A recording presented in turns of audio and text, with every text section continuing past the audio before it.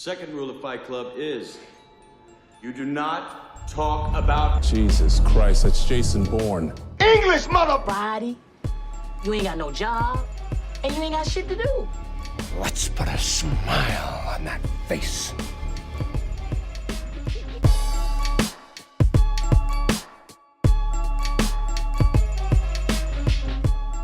What's up, film family, and welcome to the Film Room Podcast. My name's Dion. My name's Scott. And today we're talking about the 1991 classic movie, Boyz in the Hood. And we're going to give our thoughts, share some interesting facts, and we're actually going to talk about how this movie was made. And at the end of the podcast, we're going to give our 6 awards out. For those that are new to the podcast, we give out 6 awards, something called the Filmy. So stay tuned for that. Yes, sir. Yeah, we do it every week, and it's lit. Yeah. Love it. And Scott, with that being said, what'd you think? Is this your first time seeing the movie, first of all? No, this is my second time. Okay, so how did you rewatch? What did you think on the rewatch?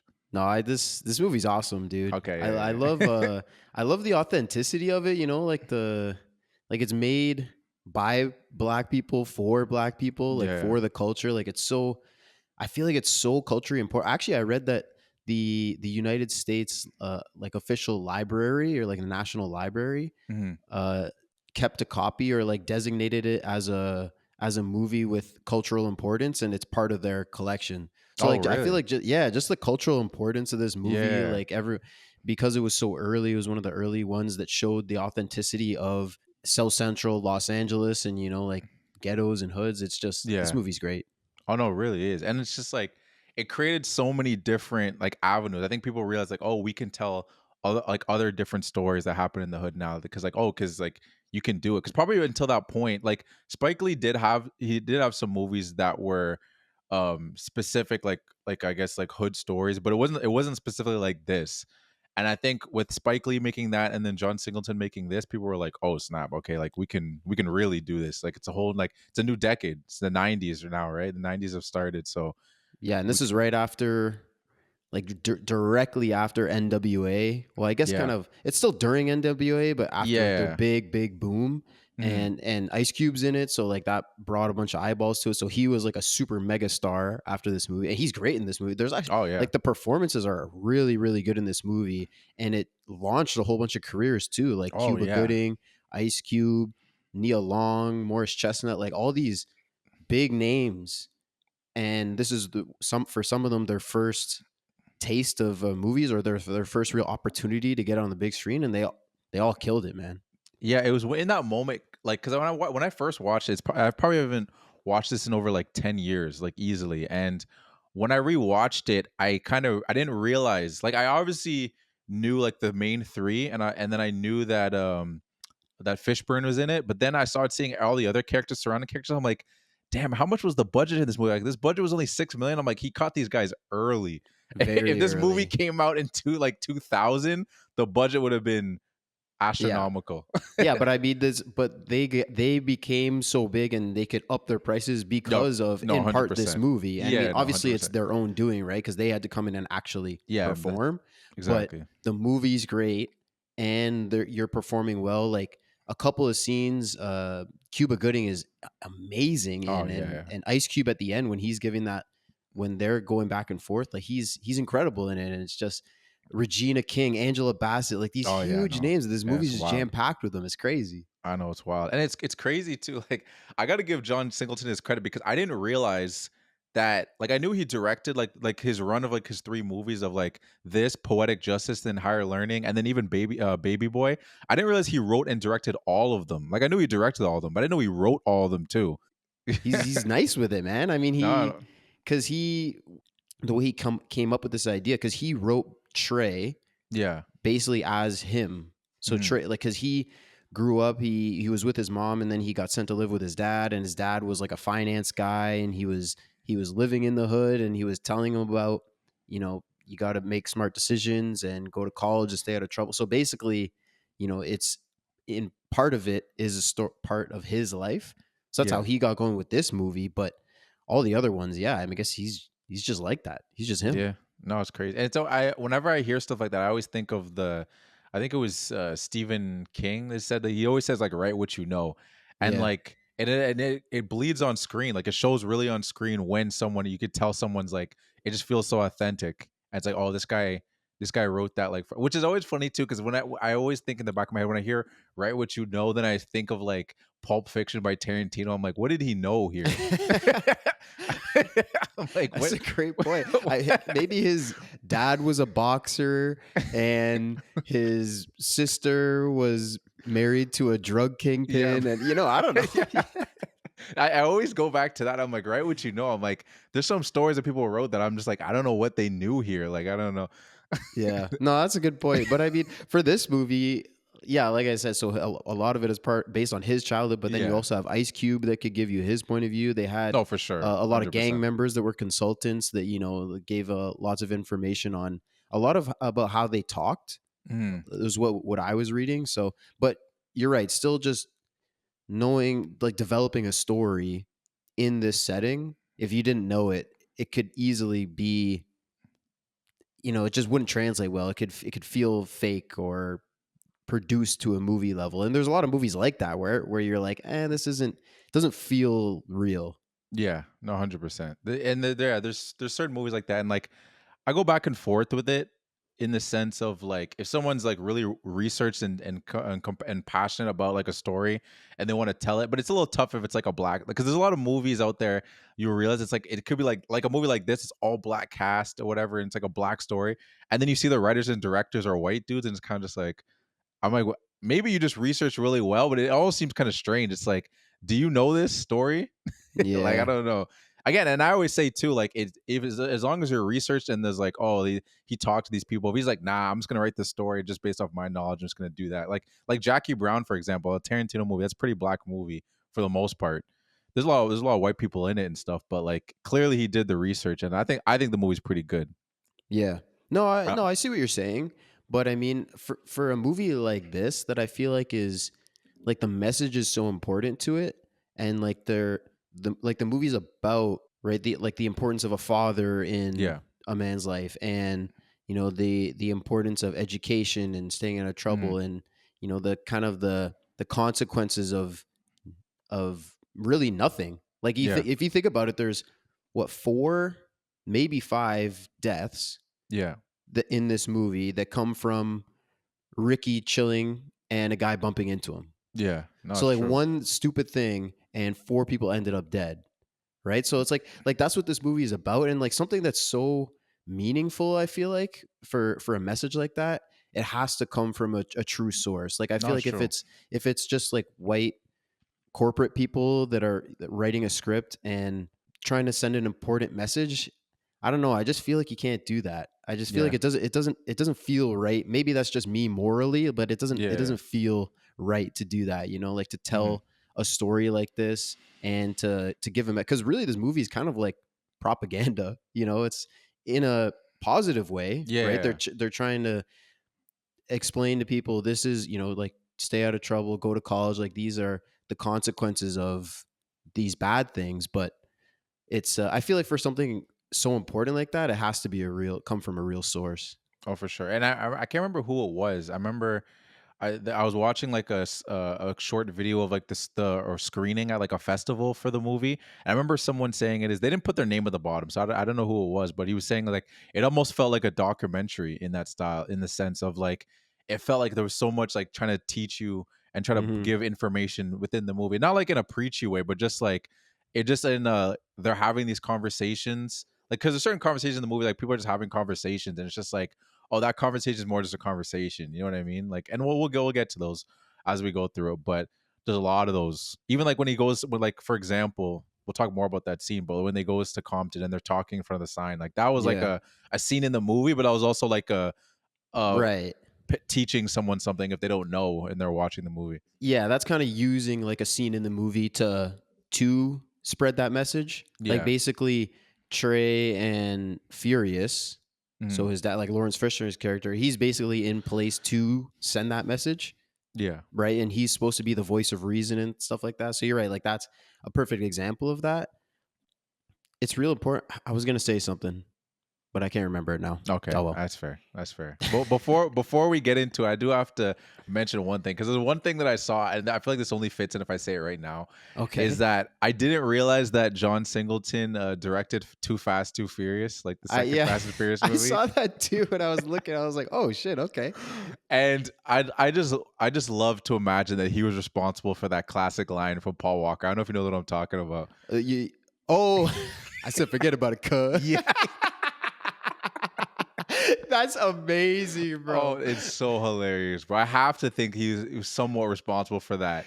Oh my god! What do you think Paul Walker thought when like he read that in the script or when they told him to do that? Was he like, how do I say it? Like, what am I gonna do? Because his delivery is fucking incredible. It's hilarious, bro. I rewatched the clip back, and they do a zoom in right before he said it. It's like Tyrese asked him a question, they zoom in, and then he said it. It's like they knew, like, oh, it's about to be heat. Oh, it's so good, bro. I fucking love that thing. I say that like regularly. Like if just as a ongoing bit, you know, just forget about it. It's perfect. It's so good. And actually, I remember what I was gonna say because we were talking about, you know, how Laurence Fishburne is used kind of to spread that message, and you were talking about that. It kind of reminds me of actually, ironically, in Straight Outta Compton, like Ice movie, Cube, the movie, yeah, Ice Cube. Well, I guess it's his son that plays him, but anyways, he's saying like our art is a reflection of our reality. Yeah. Right. So like this movie is a piece of art, but it's a reflection of the reality of South Central LA. Right. So it's not true. It's not like dramatized. So, you know, when we watch it in a movie, we didn't grow up in a setting like that. Right. So we see it as like an intriguing story.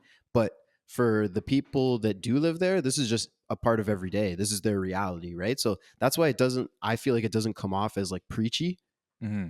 It's just part of their everyday life, and they're just telling the story and bringing it out to people that don't know it. Yeah, no, for sure. And 100%. I agree. And it is completely like outside for us because like we said, we grew up in like a suburb. Like we didn't grow up these shows. Even for us, like seeing this, and it's like through music and through this, you kind of really get a sense of the. Because again, I keep saying one last thing, but just the concept of I can't remember who it was that said it. I think it was John Singleton or maybe it was Ice Cube, but they're just talking about how like it's like they probably even downplayed how much when they're just like in your hood because they play it like where they have like the cops are coming around and you hear the helicopters and stuff, but they're talking about like that's like a constant at least at those times, like in those times there's like that's wild to believe. You're just doing your homework, helicopters just patrolling, constantly hearing like, gunshots, police cars, it's insane. And that's just like you're 10 years old just doing your homework. I know. Well, there's even a quick scene in this where Brandy, Nia Long's character, is doing that. She's literally sitting in her room doing homework, and there's just like shots popping off like right outside of her window, and it's like, could you like even right at the beginning, right when they're kids, right, and they go to see the crime scene, and there's bullets all over the walls, and they're just walking home from school. Like, man, we are so lucky that we weren't living in a place like this, man. Yeah, that's wild. Anyway, let's get into it. We're getting into the kids, so we must. True, that's basically the start of the movie. Yeah, we might as well jump into it. So again, like you said, we start off the movie with Trey, who gets in trouble at school and now has to like he live with his dad like full time. So like he gets to be with Ricky, Doughboy, and Chris. So there's a lot that happens. Kind of like I'm just kind of setting it up to what the beginning of it, like the whole like their elementary part of the movie. So do you have any thoughts, or what do you think about that whole? Well, the first thing I noticed was when, like you said, he gets in trouble at school. And then so his mom is on the phone with the principal or someone at the school.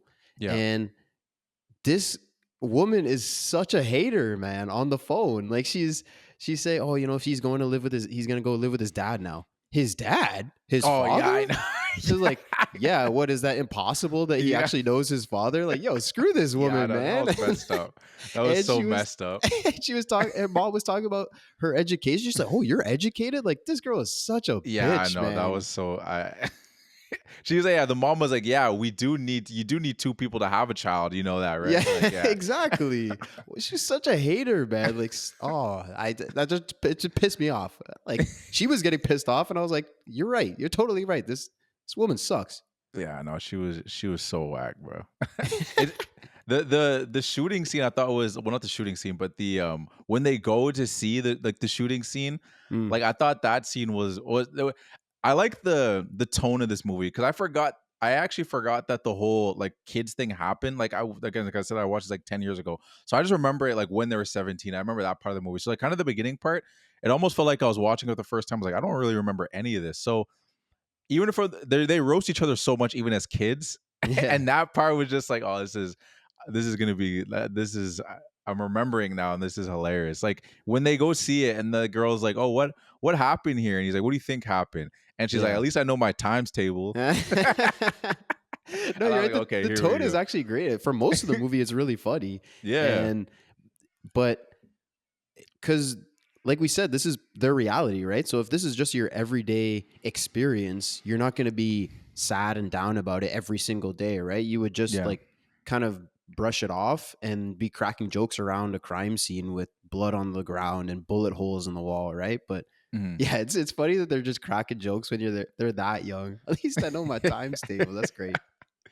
I remember the one thing I saw too is Singleton was saying that it was kind of hard like to work with kids just because, and I always Mm. find it funny too when you hear kids like swearing and shit like that. I always find it funny because like I always to get taken back where I'm just like, these are just kids just acting, being told to say these wild ass things.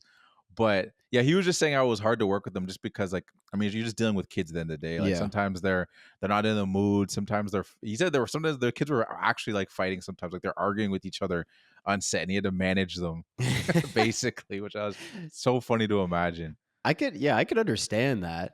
It makes sense. Yeah. And I mean the kids, none of the kids are really great actors.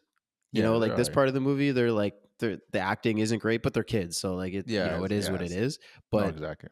you're right. I feel like working with kids just adds an extra layer to, because I know there's a whole bunch of different laws around it too, right? They can only work so many hours and Yeah. they can, like it just complicates everything. So it's only a short part of the movie that's with kids. And I feel like that's just part of it is just to make it easier. Yeah, for sure. 100%. There's one part in the like once we get to the part where Trey's living with his dad, and it was almost my Ferris Bueller word Okay. in a sense because you know when he's doing the lawn, like he tells him, "Oh, you got to rake the lawn or whatever, Hmm. finish the lawn." It takes him so long. It was like noon probably, and he's finishing up and it's nighttime now. I'm like, "Dog, Put put your back into it, bro. Like, put some Yeah. effort in, bro. That shouldn't have taken you that long. The lawn is not that big. I was just about to say the lawn is not big. The lawn is, and there's also like 4 giant bags of leaves. Yeah. So I don't know where the lawn's not that big. There's not that many leaves. I don't know where all these leaves came from, but yeah, no, you're right. It was dark. Yeah, I noticed it getting dark too. I was like, damn, that did take a while. I mean, I guess I kind of noticed it, but it didn't like stick with me like that. But you're right. Now that you Yeah. mention it, you're right. That it wasn't a abnormally long amount of time. There was so many another funny thing that killed me too was when they wanted to go out. This is at the point when they wanted to just go for that walk and Ricky Yeah. wanted to bring the football and everything. Yeah. And right before the mom's like just like screaming at them like, "Oh, you guys are gonna go out whatever." Da-da-da-da. Like you're not gonna clean it. And Doughboy's just like, "Is that it?" And she starts snapping on him. It's like, "Is that it?" And she's like, this took me out where she was just like, she's like, "Where are you going? You're fat, you fat fuck. You don't have a job anyway." I'm like, He's 10. 10. Yo, there are so many great quotes in this Oh my movie, gosh, dude. yeah, it was Like hard what to pick. I know when I had to try and pick a best quote, I was like, there's so many. Like when they're just chilling outside, especially whenever there's a girl that pulls up and Oh they yeah, start yeah. spitting. He's like, "Man, you gonna let me get that stuffing off that McMuffin or what?" I was like, bro, what even is that? First of all, but like there's so many great quotes. And yeah, his mom hating on him is hilarious. Oh my And goodness. but dude, did you notice when Trey first pulls up when his mom goes to drop him off? Yeah. And his dad pulls up to the whip so smooth, bro. Lawrence Oh Fisher, yeah, he yeah. comes in like hand in the pocket, like he's about to Yeah. spit game at his own baby mama. Yeah, Like, I know, bro, right? smooth as hell. Pull up to the whip immediately to the chores. Crazy. Yeah, I know. He's like literally like a drill sergeant with his son, man. He's just so Yeah. stern. He's so stern. Yeah, no, it was hilarious. Yeah, he was so yeah, he was his character was so smooth throughout this movie. He's just very like calm, melodic throughout the whole thing. and all the girls were trying to get Feeling on him. him. Yeah, bro. Yeah. like Doughboy and Ricky's mom, they make sure he gets a plate. Make sure your dad gets a plate, Yeah, okay? exactly. And then he pulls up, he's like, man, she would have a chance if she didn't talk so much. Yeah. Like, yo, this guy's crazy, bro. The one thing too that I have to mention too, which again, these are, I'm saying this was almost my quote. These are almost my moments, but that's why I'm saying them, because they weren't. Yeah. Is I hope I hope I'm not stepping on you on your thing. Is when go they nuts. I guess it doesn't matter, but Yeah. when they're coming back from the guys like stealing their football, and Yeah. Dober was right. He's like, yo, don't bring that football, don't bring that football, and he brought it.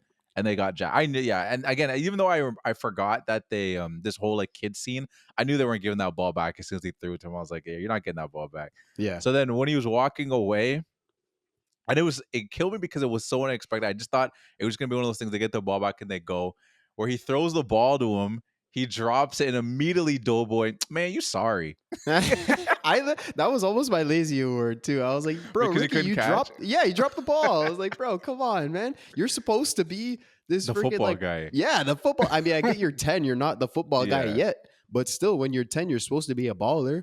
Come on, man. There's no defense there. You just drop the ball. He was shook. That's I'll give him that excuse that he was. He was shook. on camera. He was on camera. He was nervous. I wonder if he was supposed to actually catch it.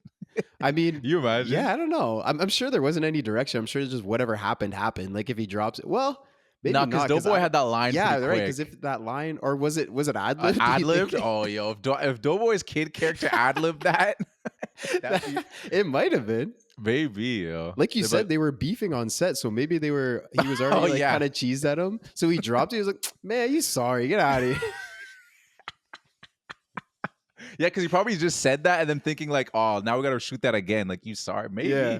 We'll never. I never Maybe. saw anything, so we'll never. Yeah, we'll me never neither. know. So I'd like to don't know. believe that it was ad lib, so I'm Yeah. just gonna say it was. Yeah, we're just gonna say it was exactly. We're here to spread misinformation. That's what Exactly. this podcast is all about.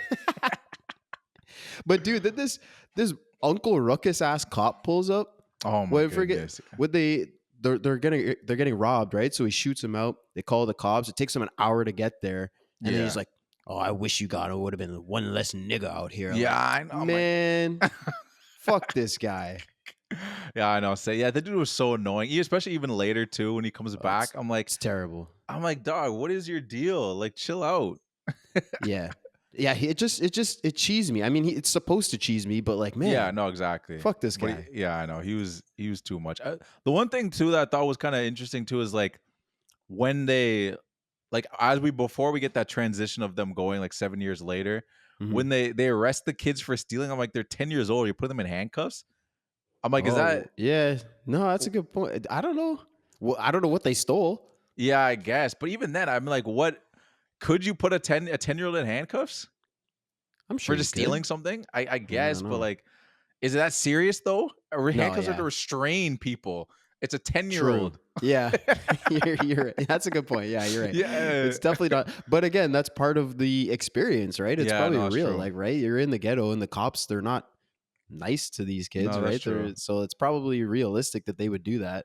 But this was one thing that, like I said, this is my second viewing, and it's still kind of not confusing me because it's not that important. But Yeah. because then there's a 7-year skip, and then they're at the party because Doughboy's getting out of prison. Yeah. Was that for that stealing thing? Like he was in prison for 7 years for stealing it? Yeah, that's what I was thinking. Nah, Or was there a different thing? No, it had to be a different thing. Okay. Because at first I was thinking that same thing too, but I was like, no, there's no way. So what could you possibly steal as a 10-year-old that would get you 7 years? You didn't kill anybody. What could you? I don't know. I don't know. Unless you Like- stole like nuclear launch codes or something. Yeah, Okay, no, I think you're probably right. It's not that, but I just wasn't sure. Yeah, no. This barbecue scene too was just hilarious because they immediately. I kind of like how they did the match cut of like they immediately because maybe like I'm sure for people that are first viewing the movie in the instance of like when Ricky was a little kid, he used to wear like the mesh shirt, whatever it is. So Mm. then when they go 7 years, the first thing you see is a guy with a mesh shirt. So you immediately know it's like, okay, that's the Ricky character. You know what I mean? It's Yeah. like a perfect like thing. Because usually if you watch a movie for the first time and they're kids and then you see them older, you're trying to figure out until someone says their name, you're trying to Right. figure out, oh, who is that person? But immediately with this, it's like, okay, that's Ricky. Because he's got the same kind of like fit. So I thought it was kind of cool how he did a little match. Yeah, no, it's a good point. And you have, because they don't really look like them that much. No. The kids. I mean, like, you do the best you can, but Yeah. I mean, but then Doughboy, he had like his when he was a kid, he always had the hat on. So when he comes back, he has the hat on. So that little thing kind of kept it together. But then when Trey pulls up, he looks so uppity. Like, Yeah, I know.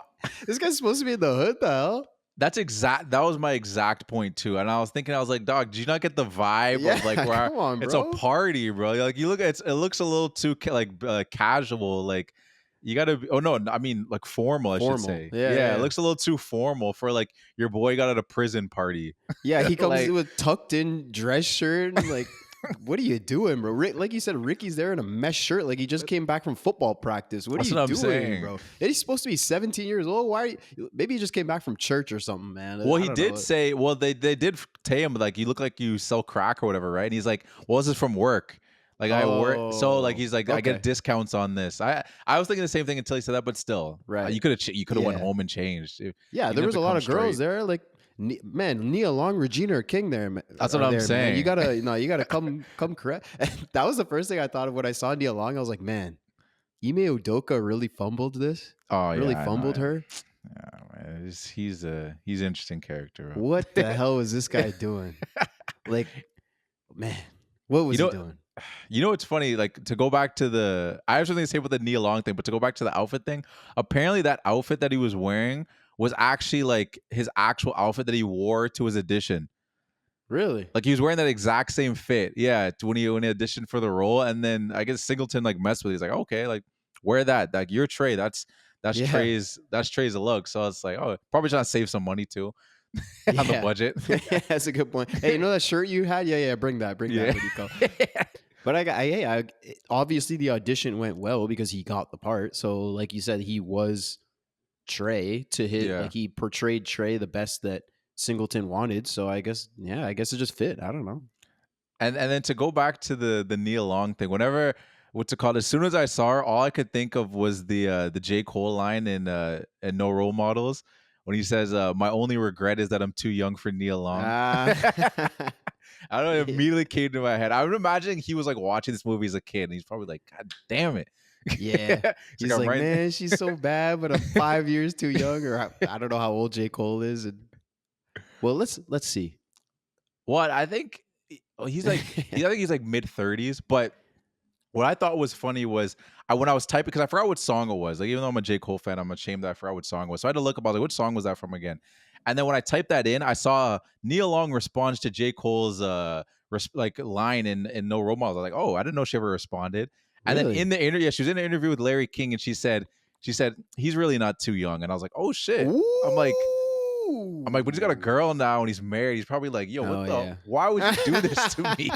This is like when you're in high school or whenever you're young and there's like a girl that says, you know, like I used to have a crush on you. I'm like, man. Yeah, I know. That's the equivalent. Why would you even tell me that? Like, why are you telling me this now? Like, what the hell? I always hated that. But so messed up. I just Googled it, and Nia Long's 54 and J. Cole's 39. So okay, yeah. It's a pretty significant age gap, but not too young for Nia Long. 15 years is not too much. She said it 8 years ago. So even then, it wouldn't have been that crazy. But he was with it. He's with this girl at this point. Yeah, he's so with his girl like, now. So got a whole kid and stuff. So he's like, man, Nia Long. But hey, Regina King with those braids. Oh yeah, true. And she was feeling him too. That was killing me. Yeah. She killed me. She's like, it's like he fine, like fine. And then the Nia Long just looks at her like, he do got a girl. He do got a girl. I'm right here. And they just started laughing. They just started laughing. They're like, okay. They're like, you better watch him before someone steals him. Yeah. Man, it was just it's a funny dynamic, but it's true. Like when you go to a party like that, especially in high school, like all the girls are over here sitting, chilling, talking, and then all the guys are over there. Like they're not even interacting at all. Yeah, and then when the food comes and the guys are like pushing in front of them, what are these guys doing, man? Yeah, I know, it's so bad. And yeah, the back and forth between Regina King's character and freaking Doughboy was hilarious. Like, the whole movie just going back and forth. And how come whenever you talk about a girl, you gotta call him a hoe or a hoochie or a bitch? That's what the fuck you are. Yeah. This was great, man. It's hilarious. And I think it was at that moment too where where she's like, "Oh, don't call me a hoe." She's like, "I'm sorry, bitch." And his Yeah, that's mom crazy. with his mom right there too. Just a wild boy, man. Yeah, Wow, because boy. his mom hits her is like, "Hey, watch your mouth." He's like, "I'm just playing. I'm just Yeah. kidding." But like, you're saying these words. Yeah, man. I What are you know. like, it doesn't.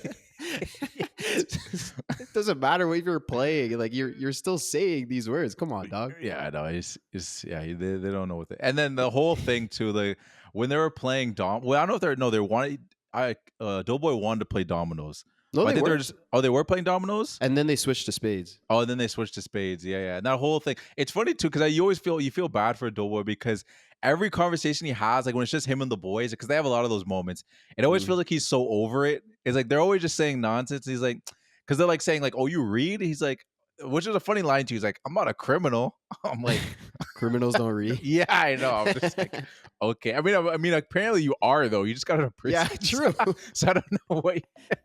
So in both senses, that line doesn't make sense. No, Yeah, it doesn't that's make funny. sense. It doesn't make But sense. you're at right. all. I feel like it's setting up that he doesn't want to necessarily do Yeah. this. 100%. But you can see kind of like what I talked about earlier, saying like this is a story about the importance of a father, right, in your life. So like he doesn't have a father. Him and Ricky don't have their fathers in their life, or we never Yeah. see them at least. I don't know if they Yeah. ever come by, but and Trey does, right? And we see the difference in the outcome of the movie. But Mm. this is something that, like you say, if we get the sense that he doesn't want to be in this position where he's in and out of prison, he's just selling drugs, and all he's doing is hanging out with his boys and getting drunk. Like that's all he can do because he can't get a job or do anything else. But like he doesn't really want to do this.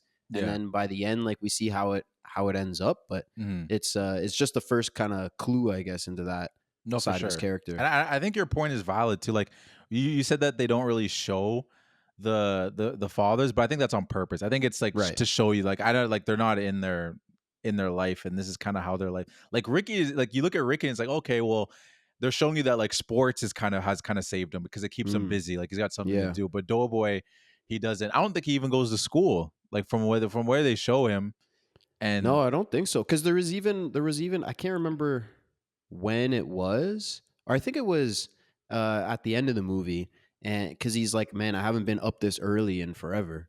oh, okay, yeah. And I actually don't even it's- remember that line, but yeah, that makes sense. That Yeah, that's because them I think saying, he stays up late, right? And he's Yeah. selling drugs, and he's going to car meets, or he's yeah. he's doing whatever, like not good stuff. Mm. So and then he sleeps in during the day. So yeah, we never see him go to school. I guess we see Ricky and SATs. oh, that's true. Yeah, that's the true. only time. No, but that's the only time though. Like Yeah. they're just doing the test, the one test, but we never actually see them because it's not about the school parts. It's about everything Yeah. that happens outside. But of we school, know that they really. are going They just to needed school. to. Yeah, we know they are going to school, and yeah, Yeah. we see that Nia's doing homework. So like we know the characters that are in school and involved in school, the ones that are going, and then the ones that weren't being shown. It's clear that they're not. It's wild how they're just always drinking 40s. Yeah. And the cheap as hell, $1.50 for a 40 is crazy. Dude, that's all I was drinking in college, man. I would go, I would get a 40. It was cheap as hell. One of those is good. You're feeling good for the night. It tastes like shit, but I hey. was just gonna say the taste is not. Yeah. No, it doesn't taste I mean, good. the taste matches the price. That's what it is. But yeah, Exactly. it's just for the end result. That's what it comes down to. It's You know just- what? One of my this is totally unrelated to the movie, but Okay. in one of my friends in college, he taught me this trick. So you get a 40, you drink it down to the label, and then you refill it with orange juice, Mhm. and then you drink the rest. And it's And that- actually it's not bad. Oh, really? Yeah. It's not Okay. good, but it's Yeah, it's an not bad. improvement. It's Yeah, an improvement. exactly. That's all that you're looking for with that. It's just like, how can I improve this disgusting beverage? But hey, man, $5 and you're feeling nice. It's good. No, It's that's true. perfect. Did you notice I don't know if you saw it because I had to look it up because it was bothering the hell out of me. I don't know if it was like some culture thing that maybe I missed out on. That was like, you know how like the character Dookie, how he had a pacifier in his mouth. Did you notice that? Yeah, yeah. Did you see why he was wearing it or why? No, I did But not. why he had it? Did it not bother you or like make like were you just wondering? Was this like a thing? Like like when we were in high school, people doing like the foxtails. It was like was that like a thing? Was a pacifier like a trendy thing at the time? Yeah, I don't know. I thought I it didn't bother me. Yeah, You're it right. wouldn't Like I bother noticed me, it. but it was just Yeah, like, yeah. what is this? Like, Yeah, no, you're right. It is kind of like why what is this? Does this mean something? But I kind of just chalked it up as this is this guy's thing. Like Yeah. whatever. Maybe he does this. Like maybe was quitting cigarettes or something, and he just something to like keep something in his mouth to, I don't know. I just kind of chalked it up as this is this guy's thing. Because there's the guy in the wheelchair, and I guess that's his thing. He's the wheel. And actually, No, it's I read Chris. but he's meant to that was actually meant to be like he ended up in the wheelchair based on Being shot. a gun wound. Yeah. Yeah, And the 'cause they actor actually had that. Oh, really? Yeah, like it's Like true. he was like actually someone in a wheelchair? Yeah. I mean, look at his arms, bro. Dude was jacked. I And was look like, at the way he was like spinning that shit around. yeah, like, I noticed that like, too. I was like, because I was going ham. Because sometimes when they were trying to run when Ricky was getting chased, right? So they're getting in the car real quick, and gets off the stairs. He's going downstairs in a wheelchair, and he's quickly going to the car, spin around. I was like, no, this guy's definitely in a wheelchair. He's not just 100%. Yeah. When he did the spins, it was my moment when I thought I was like, oh, this guy is 100% in a wheelchair. Yeah. He has to be. Like, you don't get that skillful in like a week practicing for a movie, not. you know?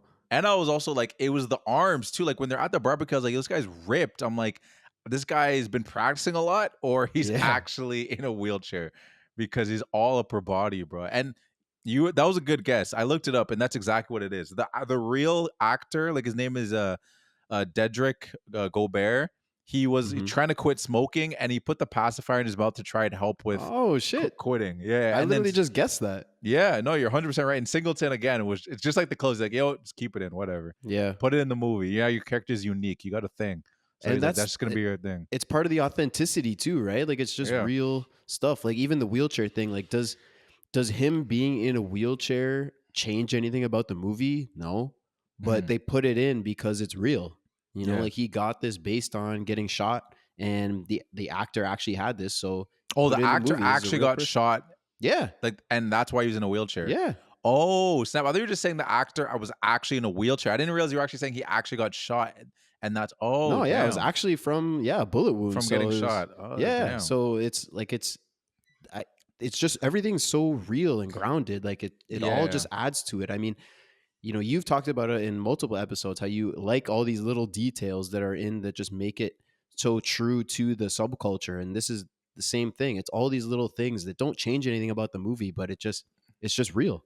Yeah, no, yeah, it just makes them more authentic, and that's why, like, on majority of these movies, like, if any kind of like a crime movie, you're always gonna see an actual, well, not always, but at least the major, like a lot of them, you'll see actual real like rappers or like real like someone that was involved in it. Like we did Training Day, and we had Dre and Snoop in there, and then you're always gonna have those just to add some more legitimacy and just make it cool. It also just helps to make it cool.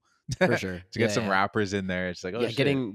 Putting Ice Cube in this movie right after NWA is popping off is definitely not a bad move just for the publicity of the movie. But I mean, he's like we talked about, right? He was amazing in this. But dude, the next when Trey starts telling his dad about when he lost his virginity. Oh yeah. When he's telling this story, bro, he was killing me this whole story. This is full of quotables as well. Oh, 100%. And I have one I wanted to shout out because it's not my quote, but I just have to shout out. 100%. I go into Mac Daddy mode because I'm starting to get a Woody in my sweats. Yeah, I had that written down too. You're talking to your dad. That's fucking crazy. You're talking to your dad about losing your virginity. Yeah, this girl walked over. I go into Mac Daddy mode because I'm getting a Woody in my sweat, yo. Oh, amazing! My God, it is hilarious. And yeah, just the dramatization, like the whole making it so like dramatic and stuff. And it's just like when there's going back and forth, and he's like, "Do you drive? Can you drive stick?" And it was great because it's like everything she's saying.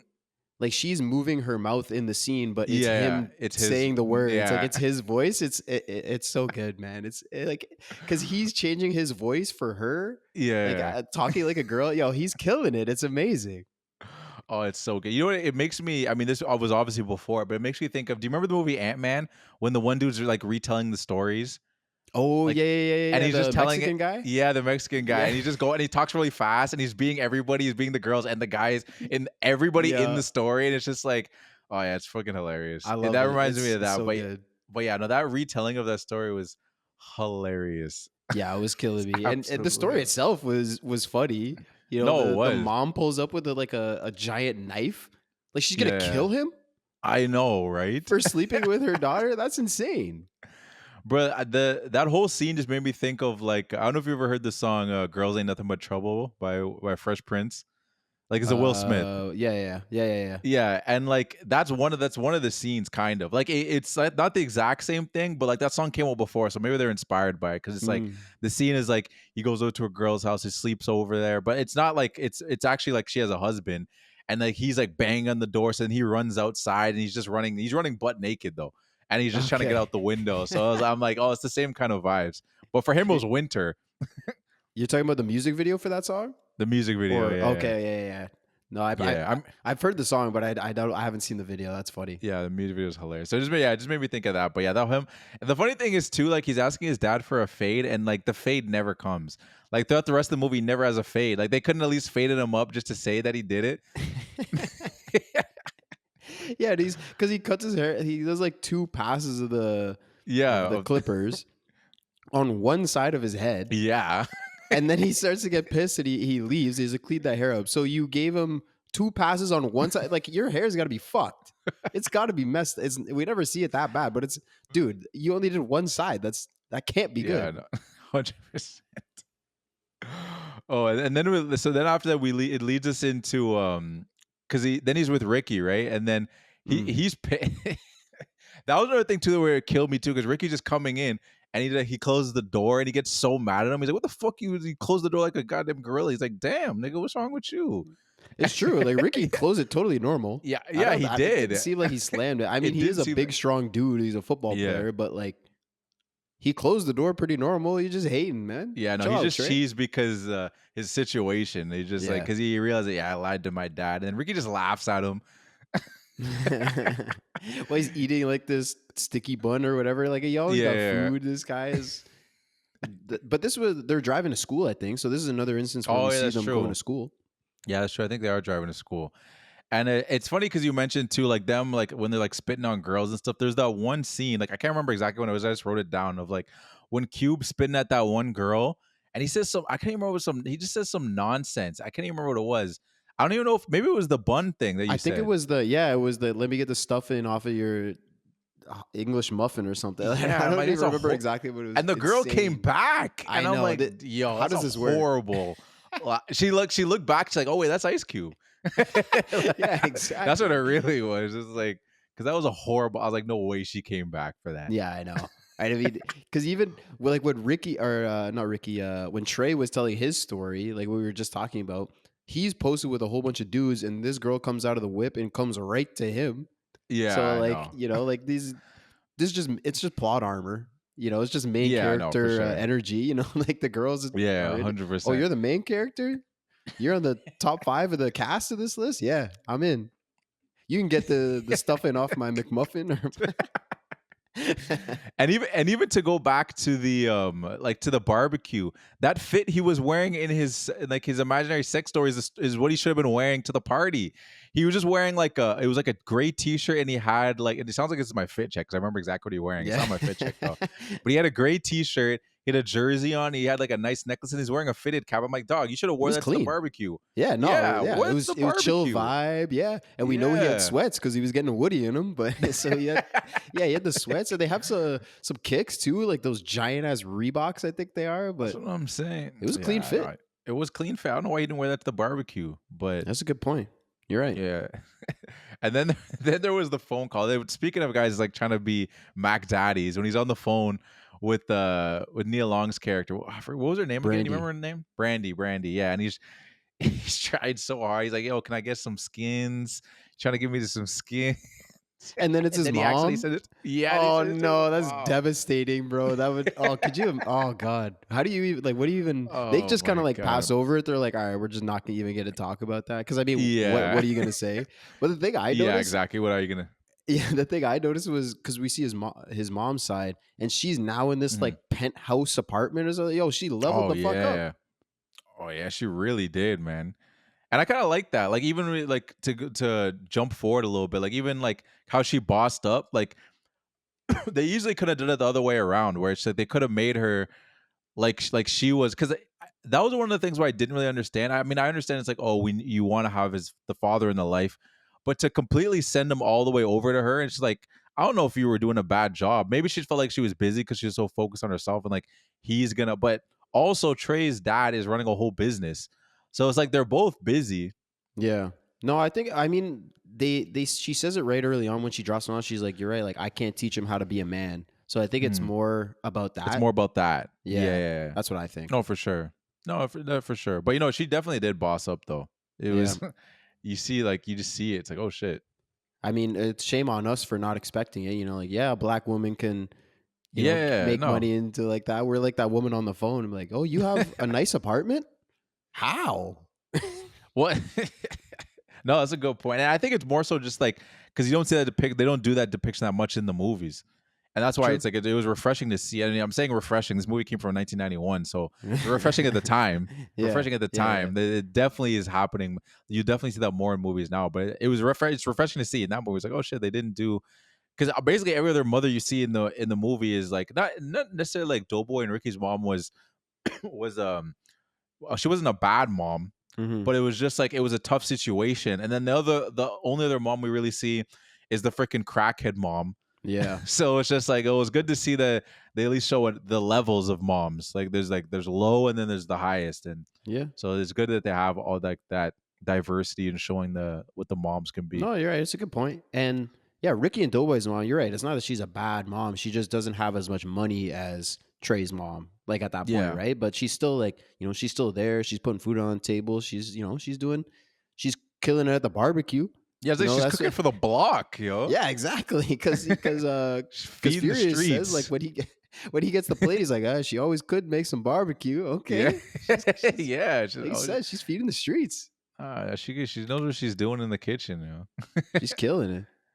But then, so then we get that meeting, like Ricky's meeting with the rep from the college, and I don't know why I thought it was like hilarious how he's immediately starts showing him his game film, and to me it was just funny because it's like he's already there for you. Like I'm Yeah, assuming he's already seen your yeah. game. Like I don't know why you're throwing in your game tape.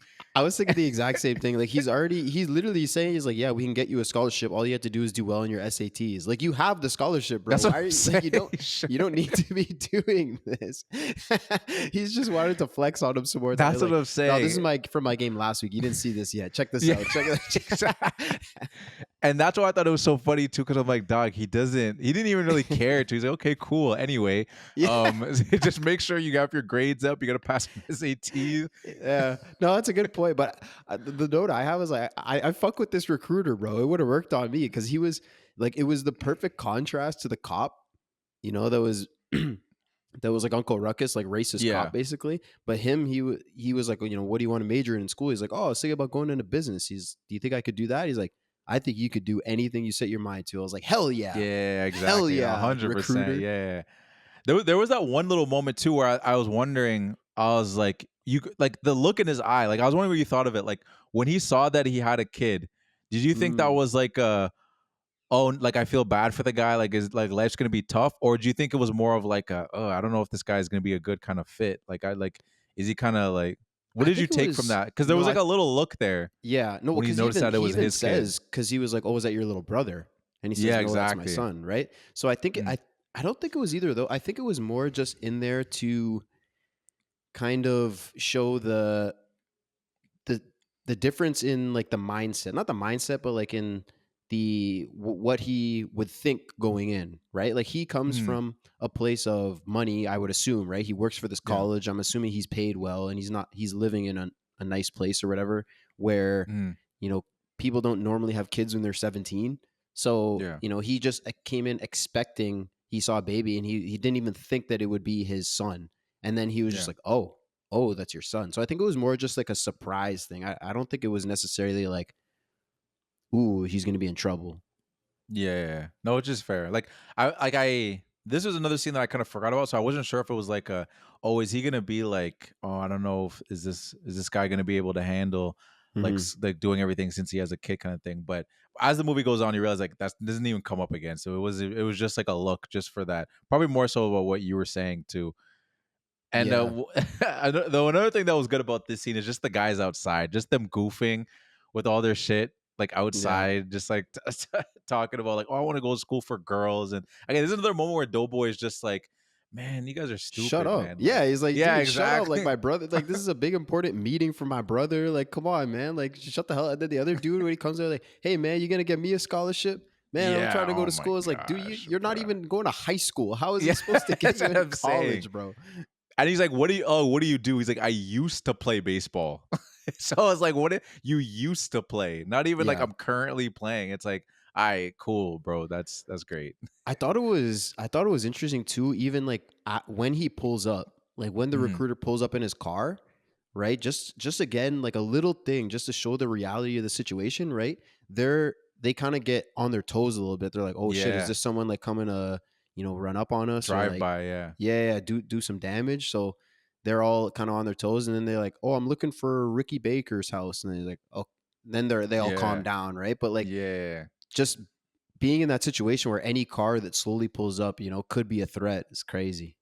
No, for sure. And like they I don't know if they did it was it oh, it was later on. So like you could kind of get that reference like later on too, because when those guys pull up with the red car, they Yeah. do kind of it's the same kind of movement. It's like a slow drive. They kind of stop in the middle of the road and Ice Cube's like, yo, what? Like you gonna do Yeah. something? And then they drive away. So it's like, okay, like every time you see a car slowly pull around, you got to be keep your eyes like Yeah, looking around. You exactly. never know what's coming for you. Just a tough But situation to be in, man. oh, 100%. And then there's another great scene too. Like, so when they get to the little Crenshaw meeting where like the gun ends up like pulling up on them. Like this scene was like there was when I was referencing how I was saying that there was actually I don't know if I said this. I don't think I said this at the beginning. There was threats at the beginning of Mm. during some of their shootings, and one of them happened during this scene. But before I get to it, did you have anything you want to specifically say about that whole like the little Crenshaw meeting? No, nothing specific. No, I'll get to. I'm excited. I'm interested to hear what you're this because when I was reading, I didn't see any of this. So Okay, so yeah, they got a threat from a gang when they were like shooting this. So it was two threats actually. One of them was just like there was a dude from a rivaling gang that saw that they were shooting there because like apparently some of the people that Cube like he got some extras that were guys that were actually like gang members or whatever. yeah, And there's a dude from a rivaling gang that came around and was kind of like causing nonsense, whatever. And the guys were like, it wasn't obviously on camera, but they started like pushing him like, yo, get out of here. And the dude was like, yo, I'm gonna come back, I'm gonna shoot this whole place up. Everyone was like, oh snap, like is he actually serious? So they hmm, actually parked a bunch of semi trucks. They got the production team to park a no bunch of semi way. trucks behind the whole, which I thought it was funny the way they worded it too, because they got semi trucks to surround the crew. So I was like, well, what about the actors? So like they're like clear to get shot, but he's like, yeah, Yeah, they parked semi trucks just to protect them. So like in case someone tried to do something, that they had like a shield around them, which is crazy. damn, that And then is crazy. just But I continue shooting. yeah, for the actors, they're just like, hey, just keep the camera rolling. If they get wetted up again, hey, literally, it's perfectly authentic. I don't think they could put that in the movie. No, That a bunch hundred of people percent. literally dying, but No, definitely not. that's damn, that's crazy, bro. And then That's there was another crazy. part of it too, because apparently there was a gang that wanted to, well, another crew member that was like, oh, you guys are shooting kind of near our hood, like you should pay us because like this is Mm, our area, whatever it is. And Singleton wasn't about it at first, to be honest. I mean, he wasn't about it at all, actually. He was like, no, we're not gonna pay them. And he was saying that to one of the producers, and Ice Cube overheard that, and he was like, I think maybe you should pay them. really? Like those, I know, yeah, because he was like, I know those dudes. Like he doesn't like know them personally, but like I know of those dudes, and they're Hmm. serious. Like if you don't pay them, like they might do something. We might have a So problem. like, Damn. yeah, exactly. So you should definitely pay them. So like the tensions were high on Yeah. set, and it led to like that part where this kind of fucked up. The tensions were high on set because of all that, because everyone was aware of these threats, and Singleton like. How they had that scene where the dude like started shooting up the Uzi like in the Yeah. air, Yeah.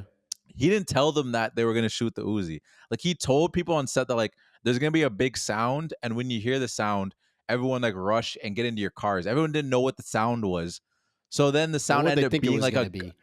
Well, I don't know what they thought it was gonna be, but I think just the idea of hearing the shots go off, everyone like he was like there was probably a little bit of like actual fear. Like people were like, is this it or is this the other thing? I'm just gonna run regardless. You watch the Right. way some of those people are running. You go look at that scene. Like those people look like they're literally running for their life. One dude falls over and gets up. I don't know if that's acting or if that's like like guys are literally tripping over each other. Like it looks legit though.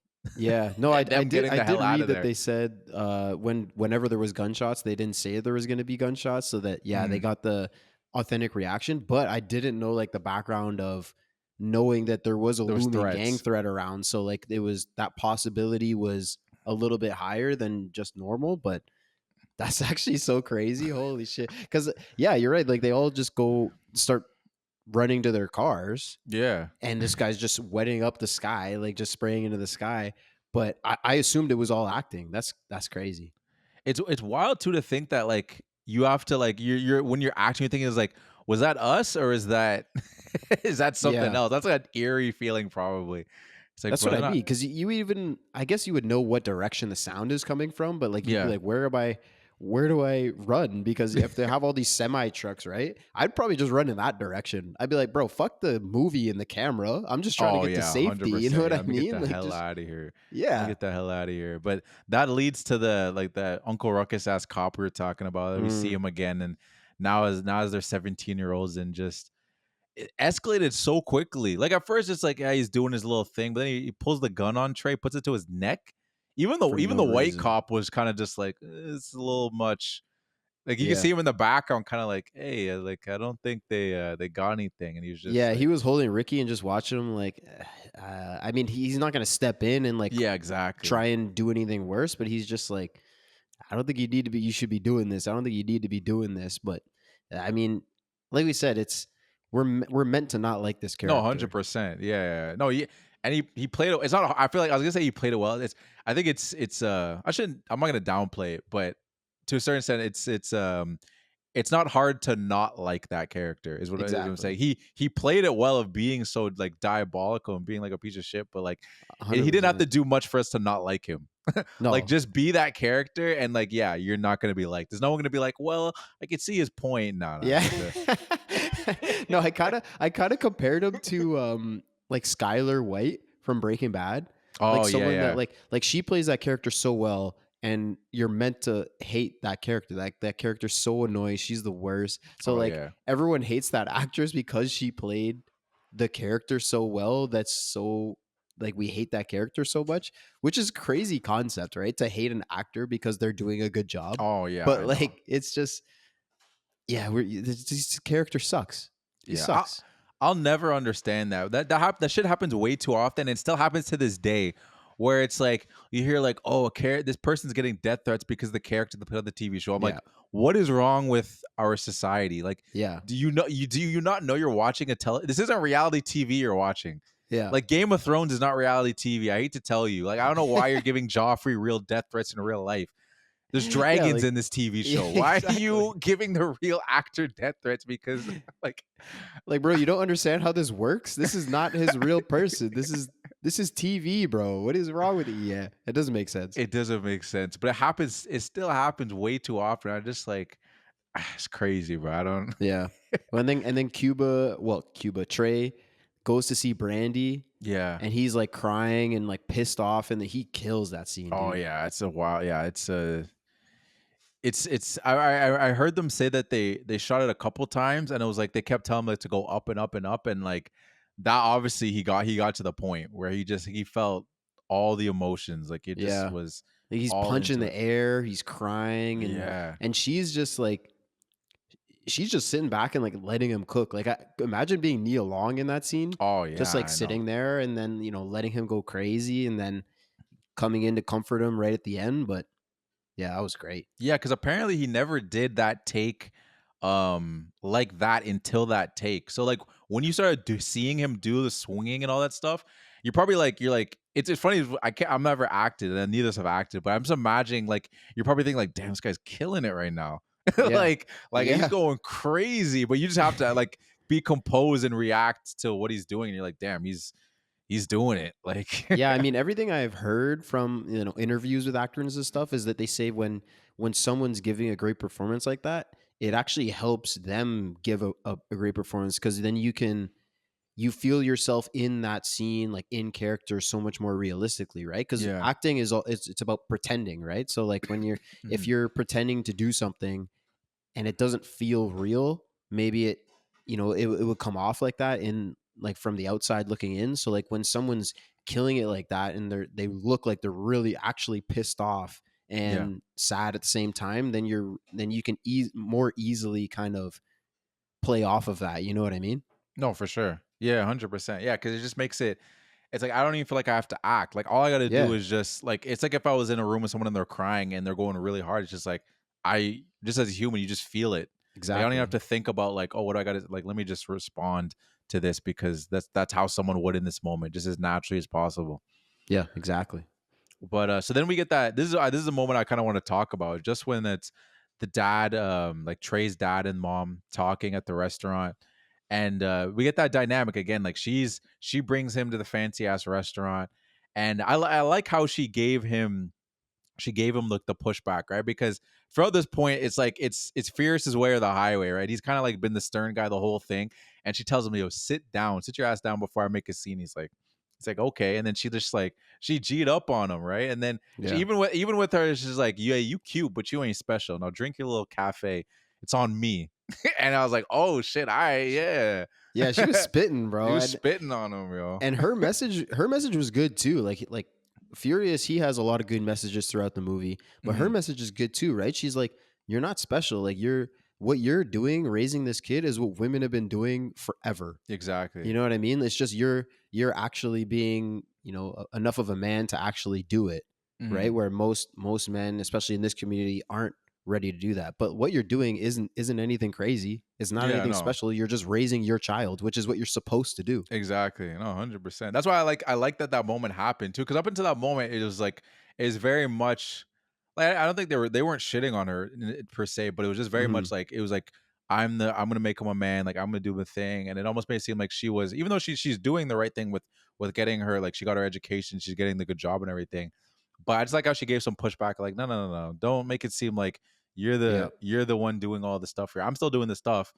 And then he was giving pushback because like, oh, you're buying him stuff. Like he's got a job. It's like, no, I can do my stuff too. You do your thing. I'll do my thing for him, and just don't get Yeah. it twisted. So No, I liked I it think it's an too. important scene.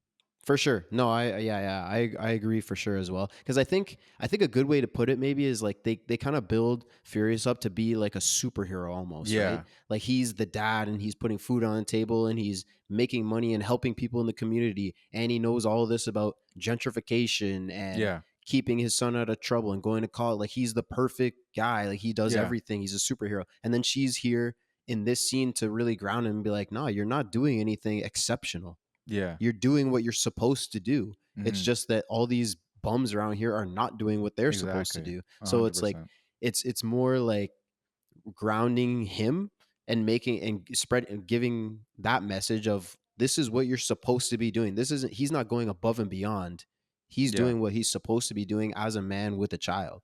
No, 100%, and that's why I think it's important. It's like it's definitely a Yeah, scene I that needs agree. to be in there too, because like Yeah. yeah, it not saying like I don't mean like brings him down like he was being like cocky or anything, but it's just like the way it was perceived, like it was showing him, it was like he, like you said, like perfect things, like he was a superhero, which is he's doing great things, but she was reminding him it's like no, this is when we become parents, we're supposed to be superheroes to to our kids, and we're not supposed to get a pat on the back for it or anything like that. Like this is what we're supposed to do, like we're Bars. doing, yeah. So it's just like I thought it was Yeah. an important scene that I thought I really liked it. It Yeah, wasn't I my agree best. It wasn't my 100%. best scene, but Me neither. yeah, but it was important. It was. I agree. But now we kind of get to the climax of the movie. So like I'm kind of rounding it off with like we get like Ricky and Doughboy get in their fight. Ricky gets shot. They look for their revenge. So like tell me what you thought about like the ending, or if like any points you wanted to make about like how this movie kind of wrapped up. Yeah, the biggest thing I noticed was the tone switch. Yeah. Like after Ricky dies, the tone switch like instantly. Yeah. Like we mentioned before, there's a whole bunch of funny quotes. They're saying crazy things when they're talking to girls, Mhm. when they're telling stories, they're saying all this wild stuff and it's funny. Yeah. But then as soon as Ricky dies, the tone is totally different. There's no more like songs playing in the background of Yeah. or anything. There's no one's cracking jokes. They bring him to the house. Everyone's crying, and then his mom is getting pissed at Doughboy. Say, Yeah. this is your fault. You got him into this, blah blah blah, which Mhm. is kind of true. Yeah. Like he at least had that negative influence on him, Yeah. and so yeah, just that tone switch was really what jumped out at me, and it's tough to watch really. Like the Yeah. performances are really good when they're like his mom and his girlfriend are breaking down because now Mhm. she has a son with no father, and he was supposed to go to school and make something of his life, and now Yeah. he's gone, and just the it's tough to watch, but it's real. No, it really is. We get the unfortunate thing too, where it's like he gets accepted into the school too. So you Yeah, see that, and it's just like that's like the extra layer that's like heartbreaking, and it's like it's tough because like there's always that thing with like, oh, do we get revenge? It's like, well, it's one of those things where it's like I feel like they got the revenge. It also shows it's like they still feel empty it doesn't change with it. anything. Yeah, he Yeah, even says it, and then it happens where he's just like the shit just keeps going on, man. Like she's gonna keep going. And I think another really sad thing too is when he said he's like that sad moment, which I think Ice Cube was really. I think he was good throughout this whole movie, but I think the way he delivered when he was talking about, he's like, man, like I was looking at the news and they were talking about all these things are happening, but they didn't mention my brother, man. My brother wasn't even on the news. They didn't even mention my brother. They're talking about things in different countries. My brother died, and I think it was like that. It's because it's like a realization of like, man, like we're dying here so much that people there's not even worth like putting in the news. mm-hmm. It's just an everyday thing. So it's like, why Mm-hmm. they're not even gonna waste a spot talking about us? And I was like, damn, man, that was yeah. I think Yeah, he delivered it's that really well.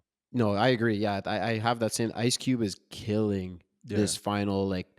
I guess not a monologue because it's him and Trey Trey. talking to each other, Mhm. but this scene is super important to just the kind of like to wrap up again the message that Yeah, like this is a kid that was going to, like we said, we saw he was getting into the college. He passed the SATs, so he was going to college. He was going to play football. He was going to be able to get a job and do something.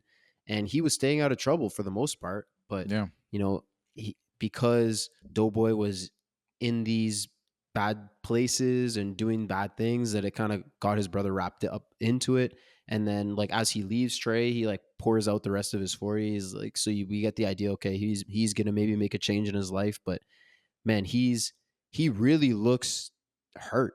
yeah, Like in this scene, like when he's explaining all these things, like man, it's so just all the real emotions that you would feel. I mean, I haven't lost a brother, so I guess I don't yeah, know for sure, but like the emotions of just pain and hurt when you lose someone so close to you that's so young, it's tough to, like I said, tough to watch, but so real and so yeah. important.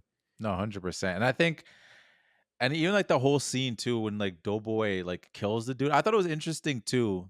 And I thought about it, but I couldn't really. I didn't have a specific like thought about what it really meant when he went to shoot the dude and the dude was like, I didn't pull, like I'm not the one that pulled the trigger. Because to me, I'm Hmm. like, why does it matter? Like it's crazy to think that like that you think that's what matters. I'm like, it's you and your boys. Like you're the one driving the car. You're just as you're just as responsible. It's just Yeah, like even in that moment, it is yeah. It's just and it kind of shows too. It's just like they're all just scared dudes at the end of the day. Like they just showed how scared they were. They're all just trying to just they're trying to show how tough they are. They're trying to like show that like don't let anybody, because even when they're doing the go to bring it back, even when Furious is telling that speech and dude's like, whoa, I'm gonna let some guy punk me. It's like that's like it's just the mentality. You just got to stay yeah, strong. You can't look weak at any moment. And then but in that one moment, dude's like, "Hey, it wasn't me that pulled the trigger." Like, it just shows? It's yeah, kind of think it kind of shows that like, well, at the end of the day, everyone's. It's more about they're being scared. It's not even about just showing how tough you are. It's just like you're so scared, you gotta show that you're tough, kind yeah. of thing. No, that's a good point. And like you said, that isn't important that he didn't pull the trigger, because if you think, he's the guy that bumped into Ricky Yeah, at the exactly. car meet anyways, right? And Hmm. Ricky was just standing by the car minding his own business, Yeah, and he comes out, bumps into him, they start beefing, and that's how the whole thing started, right? So exactly. like it's still, even though he didn't pull the trigger, it's his fault that Ricky's dead. Yeah, And this is what I was talking about before. Like I think a big part of like that scene specifically is like kind of the full circle of it's showing that him bumping into Ricky, which is something totally meaningless, Yeah. totally stupid and meaningless, resulted in Ricky dying and these 3 dudes dying. 4 people died for something so stupid as just bumping into a guy as a car meet, and then they all have to act tough and show like, no, you can't bump into me. Like, fuck you. What do you do? I'm trying to find out who this really is. Like, all this stupid stuff resulted in 4 people dying for absolutely no reason. Yeah. No, exactly. No, it's Stuff. the one thing too that I thought was kind of wild too, which I didn't understand. Like, I didn't understand. I don't know if this goes more if with just like why they wrote it that way. I mean, I get their characters, so I guess it is just why they wrote it that way. But to me, I didn't understand why. Well, I get, because like then we get the moment of they're going to go to get the revenge. Like, we're kind of jumping around here because we're just talking about the end here, but like Ricky's died, so they're gonna go. He's gonna leave with them, and they're gonna get the revenge, right? But Furious and Trey have that moment where he's saying, like, "Oh, give me the gun, or whatever," right? And he gives it to him. But it's what Furious says to him, where he's just like, "It's like that's their child. Like, let them deal with it. Like, you're my child." And to me, I thought it was a little bit where it's just like, I don't know, man. You've known these kids since they were 10, and like you showing like no sympathy. Like, you don't even look sad. Like, I to me, I was like, okay, I get it. He's been in this neighborhood for a while, so he's probably seen a lot of people die. But Yeah. you just saw someone that your kid has been friends with for like probably more than 7 years, because they already knew each other when he came back. Like when we saw them as kids, so they probably know each other for at least like 8-9 years. And to me, for him just to be like, "That's their kid, you're my kid," I was just like, I understand you're trying to calm down the moment, but to me, I was just like, that just made him look like he doesn't. Yeah. Like, has no empathy. Yeah, I see I what thought I that was see what kind you're of saying. wild. Yeah, I see what you're saying, that it kind of it does give that feeling, but at the same, like, he does at least start off the conversation. So like, look, Trey, I'm sorry about your friend, right? Because Mhm. he is, right? Like, he Yeah. doesn't, obviously he didn't want Ricky to die, Yeah. but you're right, that like the way that he words it is maybe a little off in that sense. Yeah. Like, I see what you're saying, but at the same time, it is kind of true as well. Whereas like your kid is your number one priority, Yeah. right? And you're like, you're my number one priority, and going out there to get revenge doesn't change anything. Yeah. Stay safe, stay in here with me. Like, Ricky is gone. Like, there's nothing we can do at this point. Like, I'm sorry that he's gone, but going out here, it doesn't change anything. It doesn't do anything. And then, Trey sneaks out, and then eventually he makes the decision to hop out of the car. But I thought that was really cool that they had that part in the movie, because again, another message that we've been talking about is, right, the absence of a father, right? So Doughboy, immediately he's like, no, I'm going to get revenge. He doesn't have anyone to say, stop no, him. don't do this. Yeah. Whereas Trey does. He has his dad says, no, give me the gun. I'm sorry, but we can't do anything about this. It's what's done is done. The damage is done. So we get those two opposite points of view, and we see the results from it. Like, right at the end, we see Doughboy got murdered a week later, and Trey went to college and actually did something. So the huge contrast from the one having a father and one not is just a big important message, and I thought that scene really carried that too. But you're right, that specific wording was a little weird. Yeah, and I don't think that like it puts a hinder on Fierce's character. I don't think it ruined the scene. But to me, I think it was just that it just kind of set me off a little bit, where I was just like, that's kind of wild, man. Like, I couldn't imagine, like, I was just putting myself in that situation where I was like, let's say like you or Jamari died or whatever, right? Mhm. And I'm already pissed off, and my dad just mixes. He's saying it's like, that's not my kid. I'd be like, what the fuck are you saying? Like, are you kidding me? I'm like, how long have you known these guys? And you're just like, you don't even seem like you care. So like, I understand you trying to calm me down, but now you don't even seem like you care. That's why I was like, in that moment, I was like, this seems really weird. Like, I don't know why you don't see, but I understand, again, like with what you said, and I almost didn't.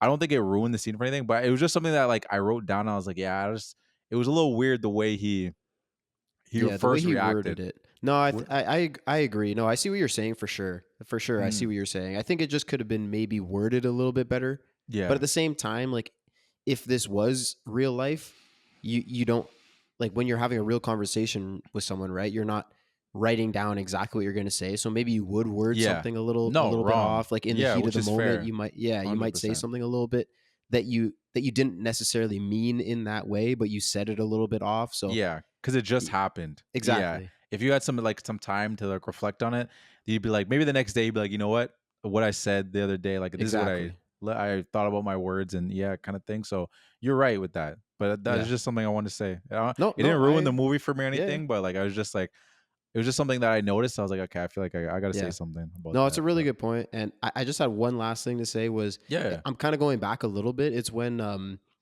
you don't have to have Ricky one and last thing to say, bro. We got oh time. but it is only one last thing to say before we Okay, get yeah. to it's when they were fighting Ricky and Doughboy, like right before he leaves to go to the store, Yeah. right before he gets killed, Mhm. they're fighting in the yard, and then his mom comes and breaks it up, and then the mailman slides in and like gives them the mail and just Oh slides yeah. right back out. It's like it's just like right in the middle of a fight. It's kind of Yeah. funny, but also, did you know Mhm. that was John Singleton? Oh, was it? Yeah. Oh no, I didn't catch that. He slid himself in there with the little cameo at the he's the mailman. He just Oh shit. pops up, gives the mom some mail, and pops back out. Can you see his face, or is it just from from behind? I don't I don't remember. know.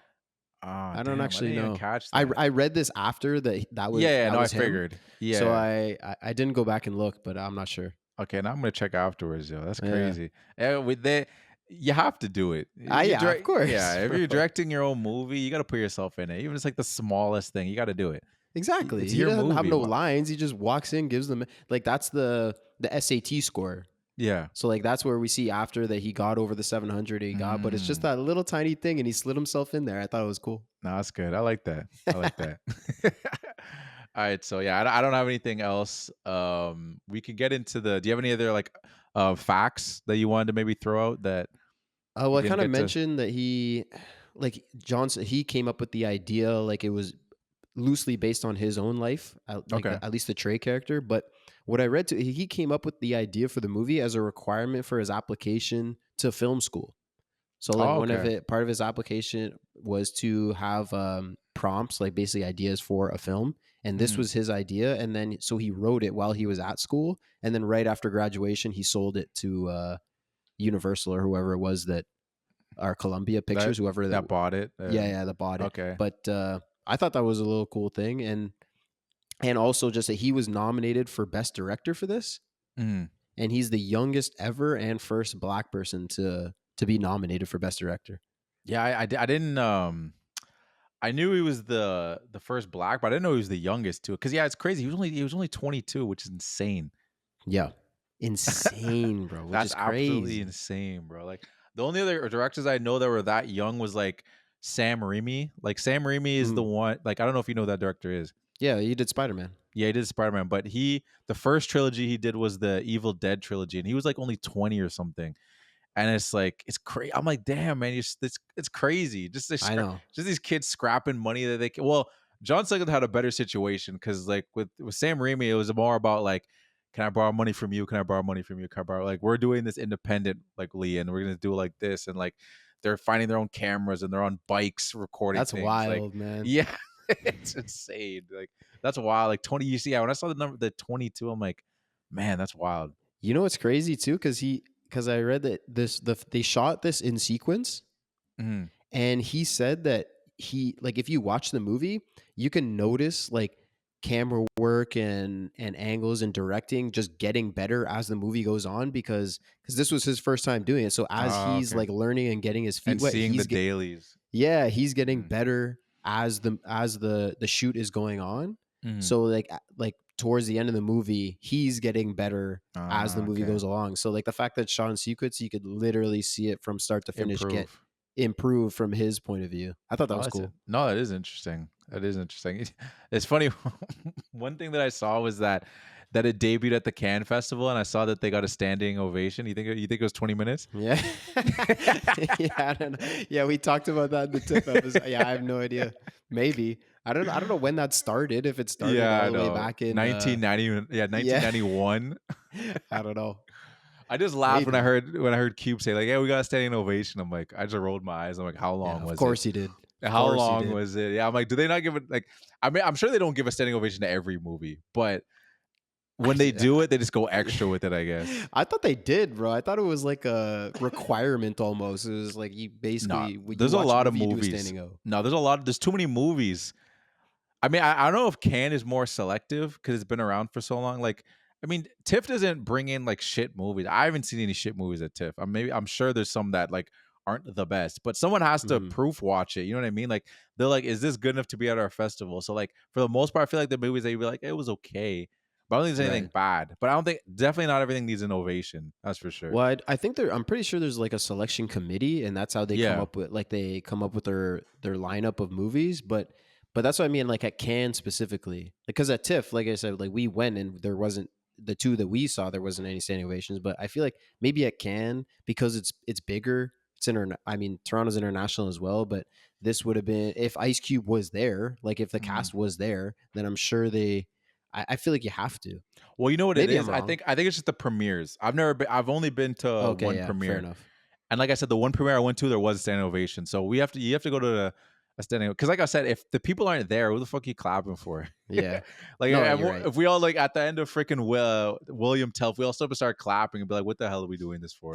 I mean, people did clap. There was no standing ovation though. That was a good movie. I liked it. It was a good movie. But yeah, you're right. There's no reason to. But I also don't do that like in general. Like at the like some no, people that's true. clap at the movie theater. Like if they just go to a regular movie theater That's to watch true. a movie, some people clap, and I wouldn't do that. But like if the cast was there, would you have given a standing ovation? Yeah, because I know everyone else would have. So I would have felt like true. a dick if I just sat down. Like, what a prick over there. You're the one guy. Yeah, exactly. Would you? Do you think you would though? Like if you went to a premiere and the cast is there and you didn't like the movie, would you If just they stand could up anyway just to be like? If they could see me, I would stand up. Well, I mean, you're just getting one person in the crowd. They don't know it's you. Yeah, I guess. But I feel like if I'm in like it's like distance where they can see me like eye to eye. Like when I saw the movie that like I was so high up that they wouldn't have even seen me. So I was There like, you go. eh. But I still stood up though because I actually liked the movie. Okay. I was like, there you okay, go. this is a good Yeah. movie. This is a good Yeah, movie. yeah. I'll give a clap. I'll give a golf clap. How long was the standing O? It was like a minute. Okay, It was like a minute. It wasn't crazy. reasonable. Yeah, it was Yeah, yeah. reasonable. Honestly, I even looked over at Eloise. I'm like, how long am I gonna clap for? And then people started to sit down, and I was like, okay, yeah, this is a bit. It's a bit. Yeah, much. I feel like it's weird because someone has to be the first person, right, to sit Yeah. down. So like, how do you? And also, like, if you're like you said, you were at the back of the theater. If you sit down, no one in front of you knows that you sat down. Yeah, it's yet. true. So like, That's why it's probably the perfect place to do it. If you're like, oh damn, it's probably gonna be an ovation here. I'm gonna sit in the back. man, fuck it. But last thing I wanted to say is kind of like a goofy thing. This is kind of like that Joker, like Dark Knight territory, where like this is like a fact where like there were shootings and there were articles like claiming that the movie was inciting violence, but I thought was hilarious because the movie literally ends with the tag that says "increase the peace." Yeah, Because clearly they didn't watch the movie. There's like, oh, Boys in the Hood and there's shootings around here. It's probably because of that movie. exactly. And it's like there was incidents of like Bloods and Crips that actually happened at a screening, but I'm like, bro, that probably could have happened at any movie theater. Because it was like Yeah. a situation where there was like a bunch of Bloods in there. And like John Singleton was at the screening, he saw like some Crip dudes like all blued out, and he's like, let's get out of here. And apparently there was a scene, but like that could have happened at any theater. If there was an Yeah. interaction between Bloods and Crips, it didn't matter. I don't think it happened to do with the movie. Because there's nothing in the movie that I feel like that would incite that. It's not a violent movie like that. Like, oh, we need to storm this place, and we need like there was no like act of we need to do this thing. It was literally just about like what the sad things that happened. If anything, it's like de-escalating. Like, guys, we shouldn't be doing this. Yeah, that's the whole point of the movie. That's what I'm Like you saying. said, it's propaganda to de-escalate situations. Like you said, there's the final tagline: "Increase the peace." Like That's what I'm that's the saying. whole point of the movie. But I guess the only thing that maybe, I mean, you're right that it has nothing to do with the movie itself. It's just the fact that there was two rival gangs in the same theater. Of course, like that's a recipe for disaster. Yeah. So like, but because of the like, it's a black movie. Yeah. You know, it's about the culture of the hood and everything Yeah. like that. So that's what maybe attracted them to go come see see it. the movie. Yeah. But that's not the movie's fault. No, And exactly. also, maybe the only thing would be because I'm not sure, they never say that, you know, Doughboy and his crew are Crips. Yeah, But a lot of them are wearing blue. yeah, and the other dudes were wearing red. They're Yeah, all exactly. red. The other dudes are all wearing red. Yeah. So, you know, I'm guessing it's supposed to be a Bloods and Crips thing. And we see, the Bloods, they kill Ricky, but then Ice Cube comes and they kill 3 of them, and then he personally kills that one dude. So maybe it's kind of showing that the Crips are tougher in that sense. So Yeah, maybe the guys in red were like, man, fuck this movie, this is bullshit, and Yeah. maybe, I don't know. Yeah, the dude from the back was like, "Yo, get him, Cube," and then that's Yeah. and that's how it started. Yo, what'd you say? Yeah, fuck you. Yeah, come down. That's funny. That's what Get him, Cube. I just thought it was, but I thought it was funny too, just the way John Siegel said it, where he's like, they were in there, they saw the dudes in blue come in, and they just dipped. They're like, we know what's going on. Let's get that. I don't even want to watch the screening of my movie. Like, I know it's about to, yeah, exactly. I know it's about to go down. He knew. He's like, as we were coming down the hill, we saw the cops going up the hill. It happened that fast. Damn, that's tough. Okay, well, it definitely wasn't at the end of the movie then. Yeah, yeah. So it definitely wasn't at the point where they killed Ricky. So never mind, my point's wrong. No, that's fair. But that's all I got for facts. I don't know if you had anything else. No, that's it for me. All right, so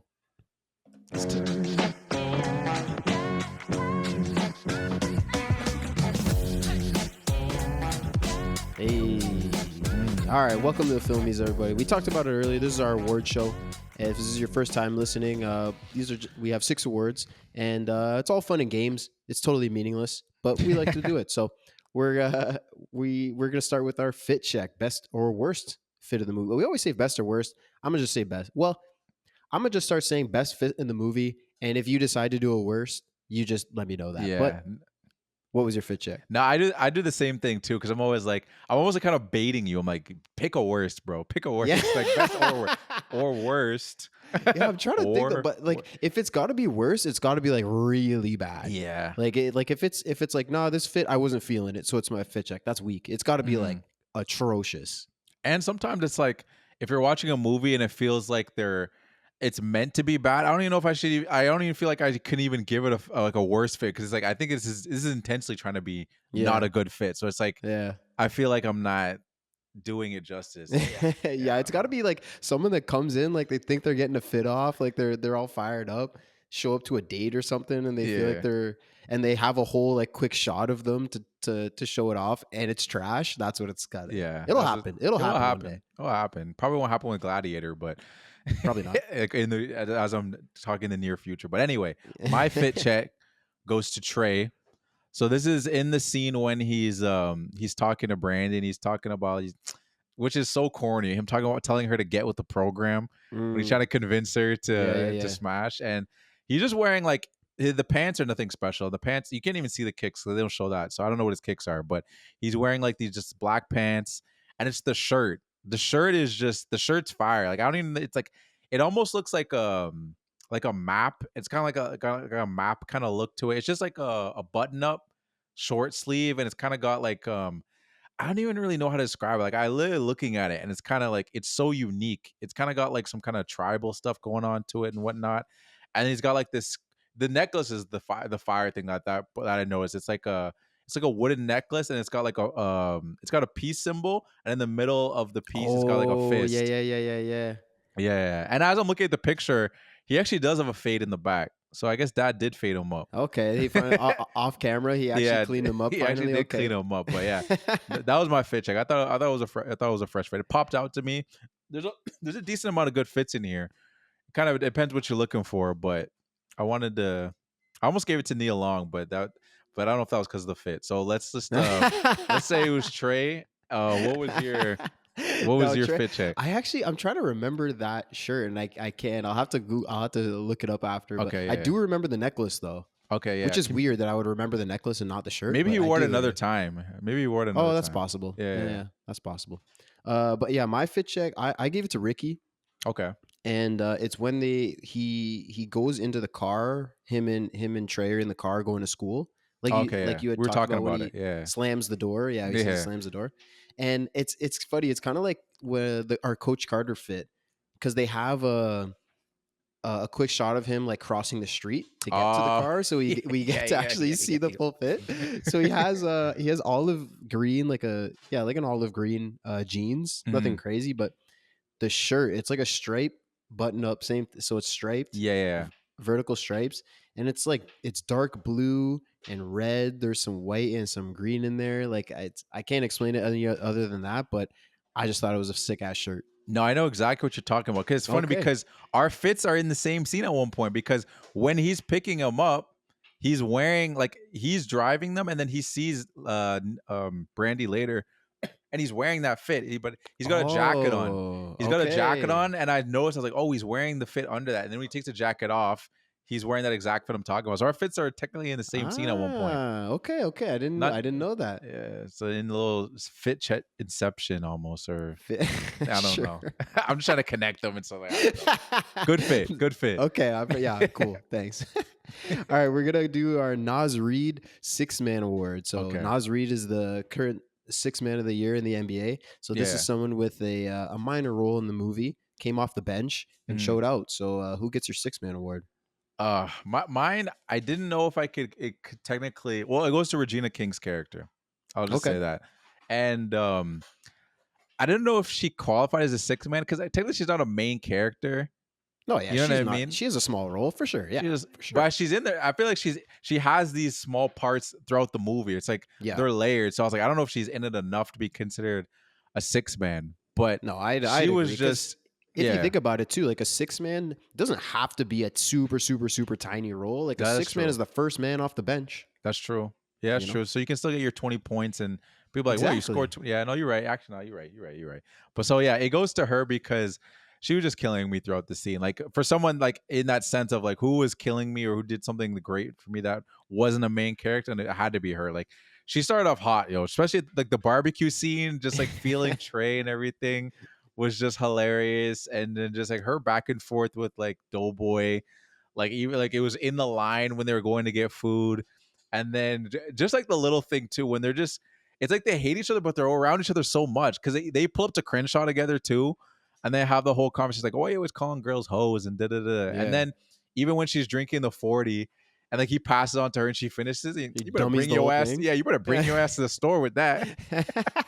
Like their dynamic is just so funny, and it's just she was killing. She's basically one of the guys. Yeah, like her character is like one of the guys. Like she's cracking jokes and but she like in the barbecue scene, she's hanging with the girls and like her face too, and she's like, oh, he's fine. Oh yeah, and like she's going 100% full commitment to the role, and she's killing it. Yeah, she's absolutely hilarious. And for those that don't know, because I always forget this little fact that she's the voice of Huey and Riley in the Boondocks. Did you know that? I feel like I did know that. Yeah, because when you watch the show, it always says Regina King. It always pops up like right there, and I always forget that she does Huey and Riley. I forgot that she did both. I thought she only did Riley. She does both. Yeah, I could definitely hear her as Riley. I didn't know she did Huey. She makes her a legend. She's a living legend. I wish that show would come back. Yeah. Well, the creator died, right? So that's true. Like Granddad. Yeah. But because I've seen some videos of like, you physically see them doing the recording, their voice recording, and then they put it next to the show. Yeah. And so I've seen her do that, but I didn't know she was Huey. I guess I only saw her with Riley, but yeah, that's a great show. When I checked, and I double checked it, it said she did both. So I was like, oh shit, yeah, no, it's hilarious. For anyone that doesn't know Boondocks, you gotta go check it out. It's like an anime style. I don't even know what to call it. Black really. Comedy. Yeah, it's a black comedy. Yeah. It's good. It's funny though. Absolutely hilarious. Yeah, you gotta check it. Shout out Regina King. Yeah, shout out to Regina King. But what about she's you? not my sixth man though. Yeah, that's fair. Who's your sixth man? Mine. I kind of. It's funny. I hate that I'm giving this person my sixth man. It's the cop. It's the cop. It's the cop because like I said, it's like Skyler for Breaking Bad. Like I'm supposed to hate this character, and my God, I hate this character. Yeah, I hate this cop, dude. Like when he pulls up first with Furious, and Furious is talking shit. He's like, "Just get out of here, brother." Like he gives him that. He's like, "Yeah, you're black, but you ain't a brother." You know what I mean? So like. Furious gives him that little slime, and then when he does that shit to Trey after and gets him all pissed off, I was like, I hate this cop, and I'm supposed to hate this cop, and he's making me despise this cop. So the actor is Jesse Lawrence Ferguson, and he does his role so well because I fucking hate him. And that's good. And it's tough when you play someone so despised too, because if I ever saw him in another movie, like, there's that bitch ass cop. Exactly, bro. Screw this guy, man. goodness. And like the another note I have is like the recruiter, right? Yeah. So the college recruiter when he comes, because the cop, you know, he probably makes a decent salary. He's not living in this neighborhood. The recruiter makes a decent salary. He's not living in this neighborhood, but he's not racist. Yeah. So No, why it's has this true. cop got to be racist? No, Fucking it's guy. true. He needs a hug, bro. I don't know what happened to him. Yeah. I don't know what happened to him, but he needs a hug, bro. Fuck that guy. He's It's a my good sixth man, man. and I hate that I gave him my sixth man, but He deserved it, even though we don't he like him. deserved Like, it. it's whatever, Unfortunately, he deserved it. Yeah. I don't know. I don't know what else to say. I just fuck him. Now we're gonna move to our Ferris Bueller Lazy Okay. Award. So, like we said, this is all fun and games, nothing totally meaningless, but something that we find was lazy in the movie. What Mhm. was it? What gets your Ferris Bueller Award, or who? So my Ferris Bueller award goes to Furious, the character. So it's not a Fishburne. It's Furious, the character. Okay. And it's because he gives Trey that little speech when they're 10 years old. He talked about, he's saying, Dad, what are you supposed to do in this house? Like, I feel like I'm doing anything. He's like, I pay the sorry, I pay the bills, I put food on the table, and I put clothes on your back. And he gets my Ferris Bueller award because of his bathtub. Yeah. That thing was disgusting, bro. I don't give a damn if you're paying the bills, if you're putting food on the table. You can't live like that. Yeah. Like, you can't depend on your son to come on the weekends to clean your bath. You're bathing in that, dog. Does he brush your teeth and wipe your ass too? Because Yeah. that's not part of your list. Bro, I was literally thinking the same thing because he was like, no, you gotta clean that bathtub, and Trey even says, he's like, I gotta clean that nasty ass tub, and but so no, when Trey's not there, no one cleans anything in the house. Like what? What ends up like nothing happens in the house if Trey's not there? That's insane. Are the dishes just piled up in the sink, and like how does any of this happen? That's what I'm saying. That's where he gets my lazy award. I just didn't like the way he delivered that. I'm like, yeah, tell him he has his chores, but he's acting like nothing. Like, 'cause that He doesn't have to do bathtub is nothing. disgusting. Yeah. Doesn't do nothing. Doesn't do nothing. Oh, Good oh, lazy man. award. Yeah, that's a good one. I had What a were you? little bit of trouble finding my lazy award, and you know we always say that's a good thing because it means it's a good movie. Yeah. But I went a little wild maybe with my approach because I'm victim blaming. Okay. I gave it to Ricky for going to the car meet. Mm, You know, like okay. the whole thing that started him ultimately dying. Yeah. And the biggest reason I'm giving him the lazy award is because there's a quote from Ricky himself. Because Yeah. Trey asked, he's like, "Oh, where's your brother at? Like, what do you want to do?" He's like, "Oh, they're up in Crenshaw. He's up in Crenshaw with the mother fools. Yeah. Let's go." Yeah. Yeah. And I'm like, "Yo, Ricky, bro, come on, dog. Like, you literally just said these with them fools. Like, that's not a Yeah. good place to be. Let's go. What are you Yeah. doing, bro? Come on, Ricky." That's true. Yeah, that's a good point. That's a good point. I mean, it's not his fault that he died. Because, like I No, said, it that isn't. guy, he was minding his business when that guy bumped into him. Yeah, exactly. But he shouldn't have been there. No, you shouldn't have been there. He shouldn't have been there, Ricky. Shouldn't have been there. I'm not mad at it. Again, like you said, like I had to dig for that one Yeah. Ferris. So when I literally saw the nasty bathtub, I was like, okay, it's got to be it. So, and if I didn't have that, I had no backup. I had no honorary. So I don't blame you for using that. Yeah, I had to have something. So Yeah. so we're gonna move to best quote. Okay. What was your favorite quote? All right. So my best quote goes to 10-year-old Lil Chris. And I think that was the first time the times table thing made me pop. Like that made me laugh. But I think it was this is the first time I got laughed like pretty hard because I completely forgot about the line. Is when Trey first gets there, and you know we talked about his dad's being all smooth and whatever it is, and then he's just talking to Doughboy and Chris, and he's telling him, "Hey, I'll give you guys $5 if you do the line." And Lil Chris just laughs. He's like, $5? Man, that ain't shit. I can get more. I can get more doing nothing. That's so good, bro. I'm like, damn, little 10-year-old. I'm like, $5? What are you talking about, dog? It was $5 in 1991. Yeah, I was Look gonna at say you 91. something. That's Look at you- solid, bro. Yeah, look at you something. I'll take $5, do someone's lawn when I'm 10. To be fair, though, like you said early on, we see that it took Trey like Yeah. 6 hours or whatever to do this goddamn lawn. So if he looked at it like 6 hours, $5, Yeah. hell no. The delivery was so good. He's like, man, that ain't shit. Yeah. I'm like, You're for right, a the 10-year-old delivery- to say that Yeah. is so good. It was. Yeah, the delivery is incredible. Oh That moment is great. And it actually reminded me that something I read that when Trey, or sorry, this is not when Trey pulls up, but when Doughboy gets arrested as a kid, As a kid, yeah. there's a voice of someone in the background that says, "Oh shit, what happened?" or like, "What's going on?" And Mm. apparently that's supposed to be the same guy that kills Ricky. Oh, really? I don't know. Honestly, now that I think about it, someone could have just written that down and Yeah, like, that's true. how are you even gonna fact check that? Yeah, You know what I mean? Like that could be totally meaningless. But anyways, I read it and it. Okay, that's interesting. I mean, it's like some foreshadowing that like no one would ever know until that fact comes out. Yeah. It's like, yo, That's that what I voice mean, it sounds could be a complete familiar. lie. Yeah, yeah. I don't know. Hey, we're yeah, spreading false information. It's a fact. that's right. Yeah, misinformation. That's what we're here for. That's a fact.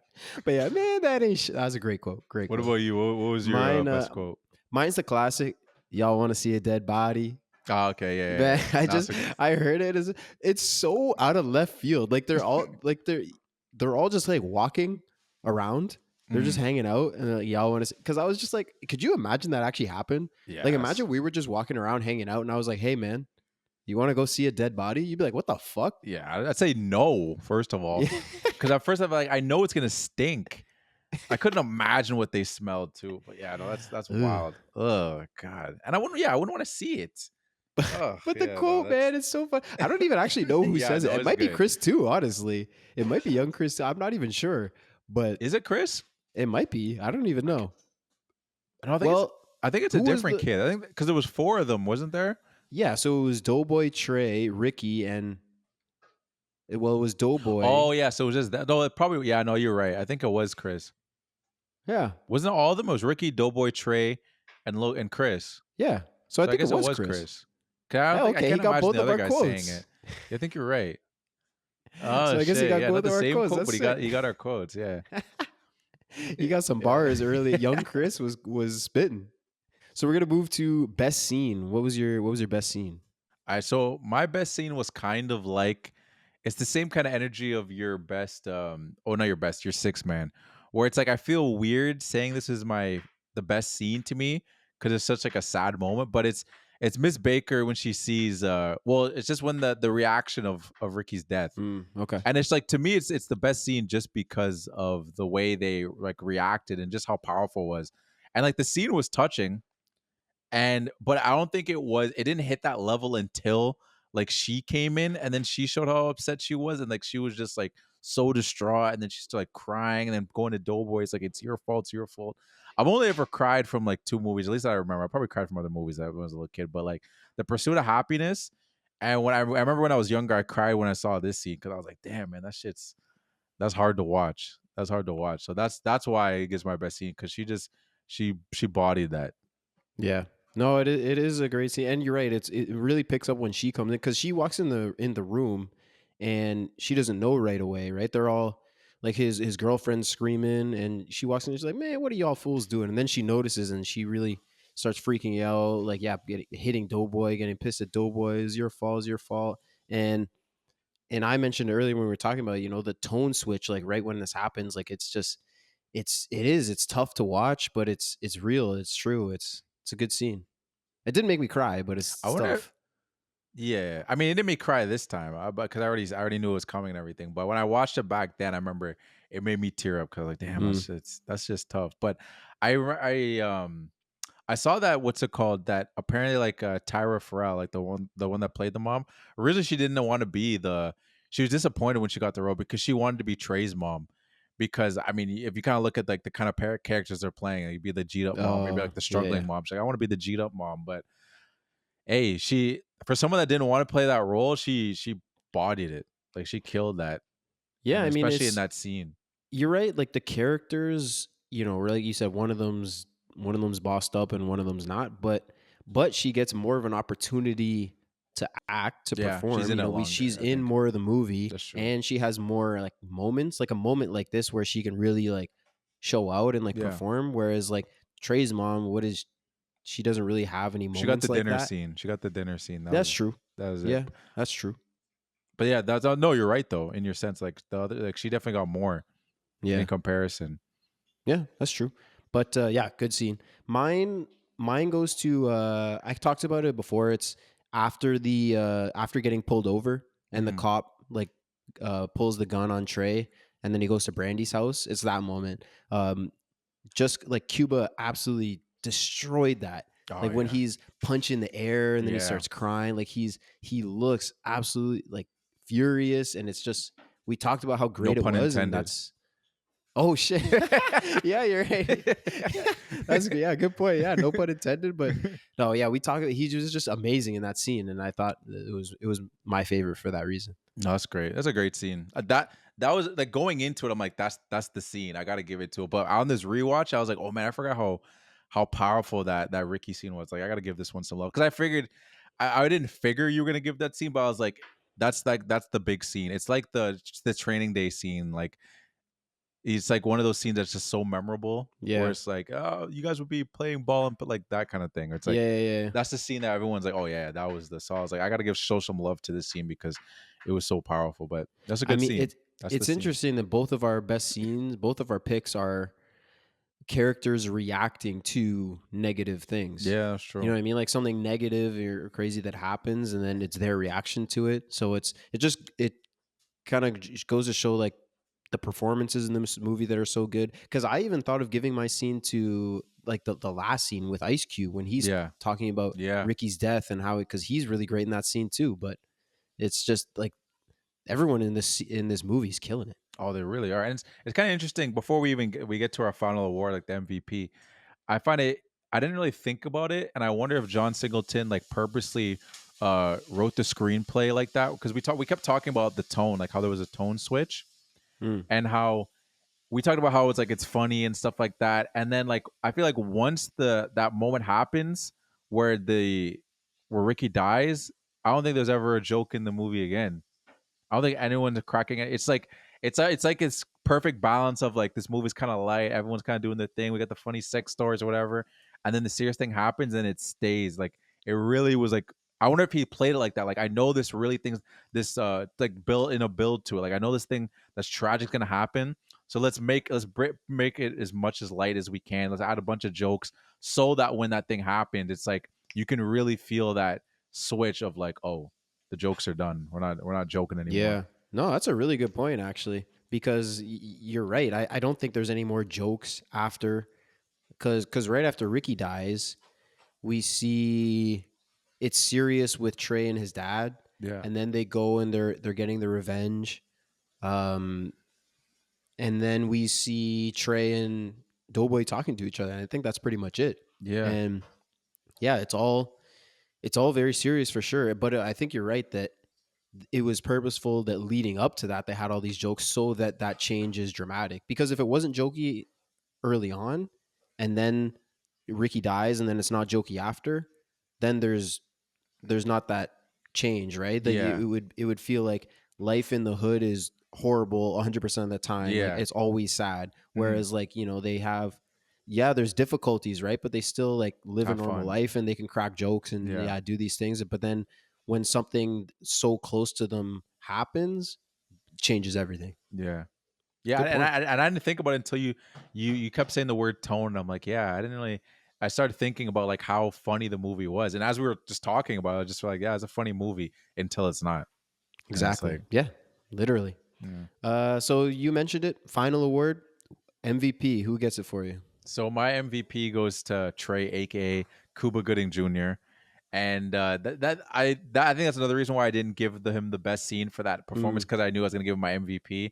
Just because like how deep, like I think he had the best performance in the movie. Like I think he had the most to play with also too, just all the emotions he had to give throughout the movie. And apparently like he got so deep into character that like when he led himself into that swinging arm moment, like he actually like punched a wall because he was so angry. I saw that. Yeah. Yeah. Like he got so angry, like with the whole, like, I'm tired of this shit, like the whole scene. And I think he had a funny balance too, because like we talked about, like that whole like when he was telling his first time story, it was it was just so funny. So it's like it's good that you'd have that really funny scene, and then they had like such like a sad scene, and yeah, man, he was just really, I just thought he was really good in the movie. He's Yeah. the boss. No, 100%. He was. Like, there's a lot of great characters or a lot of great actors playing good, and he's our lead guy, and yeah, he kills it 100%. Like, he got my best scene. Like you said, he was funny. He was mad. He was sad. He was smart. Like he did it all in this movie, and he was really good. And I even saw like the DP saying that like as he performed that scene, like the whole thing, all the way to the swinging to like him holding Brandy and crying. I remember like the DP said he was crying a little bit, and he looked over and he saw the grips crying too. Like everyone, I was Crazy. like, damn, yo, he got everybody in the room, man. So that Could you imagine? Like, you would have felt like a boss after that. I'd be 100%. Like, you would have done that and be like, okay, I know I murdered that scene. If like Yeah. if the people that are here, they know what I'm about to do. That's what I'm right? saying. Like, and it's making all of them cry. Yeah, that's like the perfect freaking certification. Like, yeah, just 100%. destroyed that scene. Everyone's crying. He's like, I got him. Got him. Got him. Easy work. I didn't give him my MVP though. I Which is gave mine to John Singleton. Okay, yeah, that's good. Because I'm glad. yeah, you did so that. he, like we said, he developed it. He came up with the idea. He wrote, directed, and he was 22 when he made it. Yeah, like, it's just insane. which is insane. And I mentioned it before. Like the cultural authenticity, I thought was really important and super well done. The message is great. The realism. It's just. And he brought everything together so nicely. The stacked cast and yeah. just he killed it. He killed Yeah, it. he did. I'm really glad you gave it to him too. I was hoping we didn't do like the same person, because like, oh man, I want to give John Singleton, just because like everything you said, like he put so much into it. And as I was doing the more research, I'm like, damn, he was 22, and I was like, and he did all this. Like, should I change my MVP? Yeah.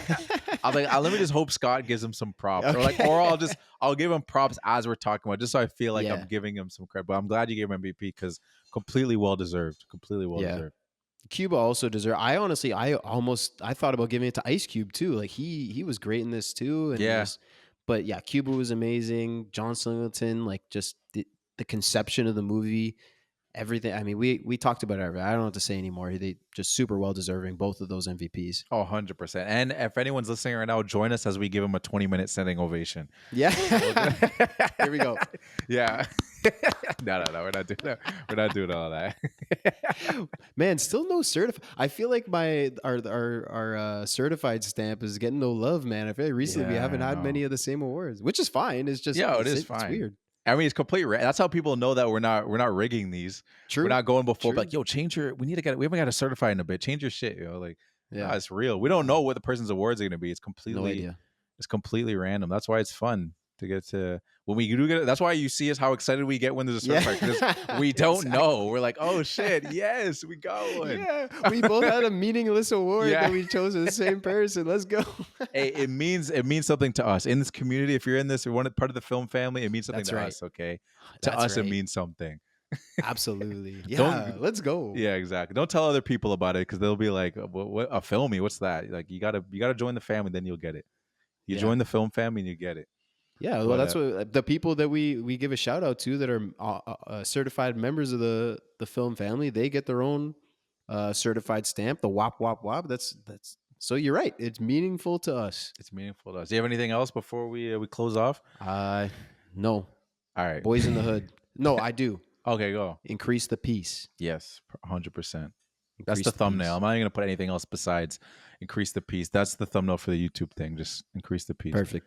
All right. I actually have one thing. Apparently, they wanted to put that on the poster, but the marketing team was like, "Nah." They just didn't. They weren't feeling that. They're like, "Ain't no fairy tale." That's what they wanted to go with, which is fine. It's okay. I could see that. I mean, if he It seems a little preachy. like They it- said if you put increase the peace. yeah, because I also think maybe if you saw that on the poster, you would go in with a different Yeah, mindset. kind of different Yeah, feeling of swaying what the you movie or- might be. Yeah, I think it's fine. I think that it's probably a good idea. Yeah. Because it probably would come off a little preachy. Mm-hmm. So, anyway, don't forget to follow us on TikTok, Instagram, YouTube at the Film Room Pod. And hey, we were talking about it. If you want to give your own awards, your Ferris Bueller's 6-man best scene, I don't expect you to send us all of them, but hey, if you feel like you watch something like, hey guys, I think this person was a 6-man or this person was that, you can just give a one award, send it to us on IG, TikTok, YouTube, and when we see it, we'll definitely shout you out on the pod. Like, share your awards with us if you feel like you want to give something. Like, the more the merrier. Hell yeah. Yeah. So if you like the pod, we appreciate if you give us a rating on Spotify or Apple. If you give us a 5-star with a review, we'll read it on the pod. And as we just talked about, we'll give you a little wop, wop, wop. Scott will hit you with the sound effects to be clear. Yeah, I know. That with no context, that's crazy. I'm just gonna play it now so you know what we're talking about. This is what Scott will hit you with the wop, wop, wop. Doesn't matter where you live, he'll find you. But yeah, that's what I was referring to, the sound effect. Yeah, I was referring to the sound effect. And with that we said is important to us. It's important to us and everyone that's listening. So to close off, remember, even if you can't identify a crime, at least you know your times tables. And peace out. Peace out.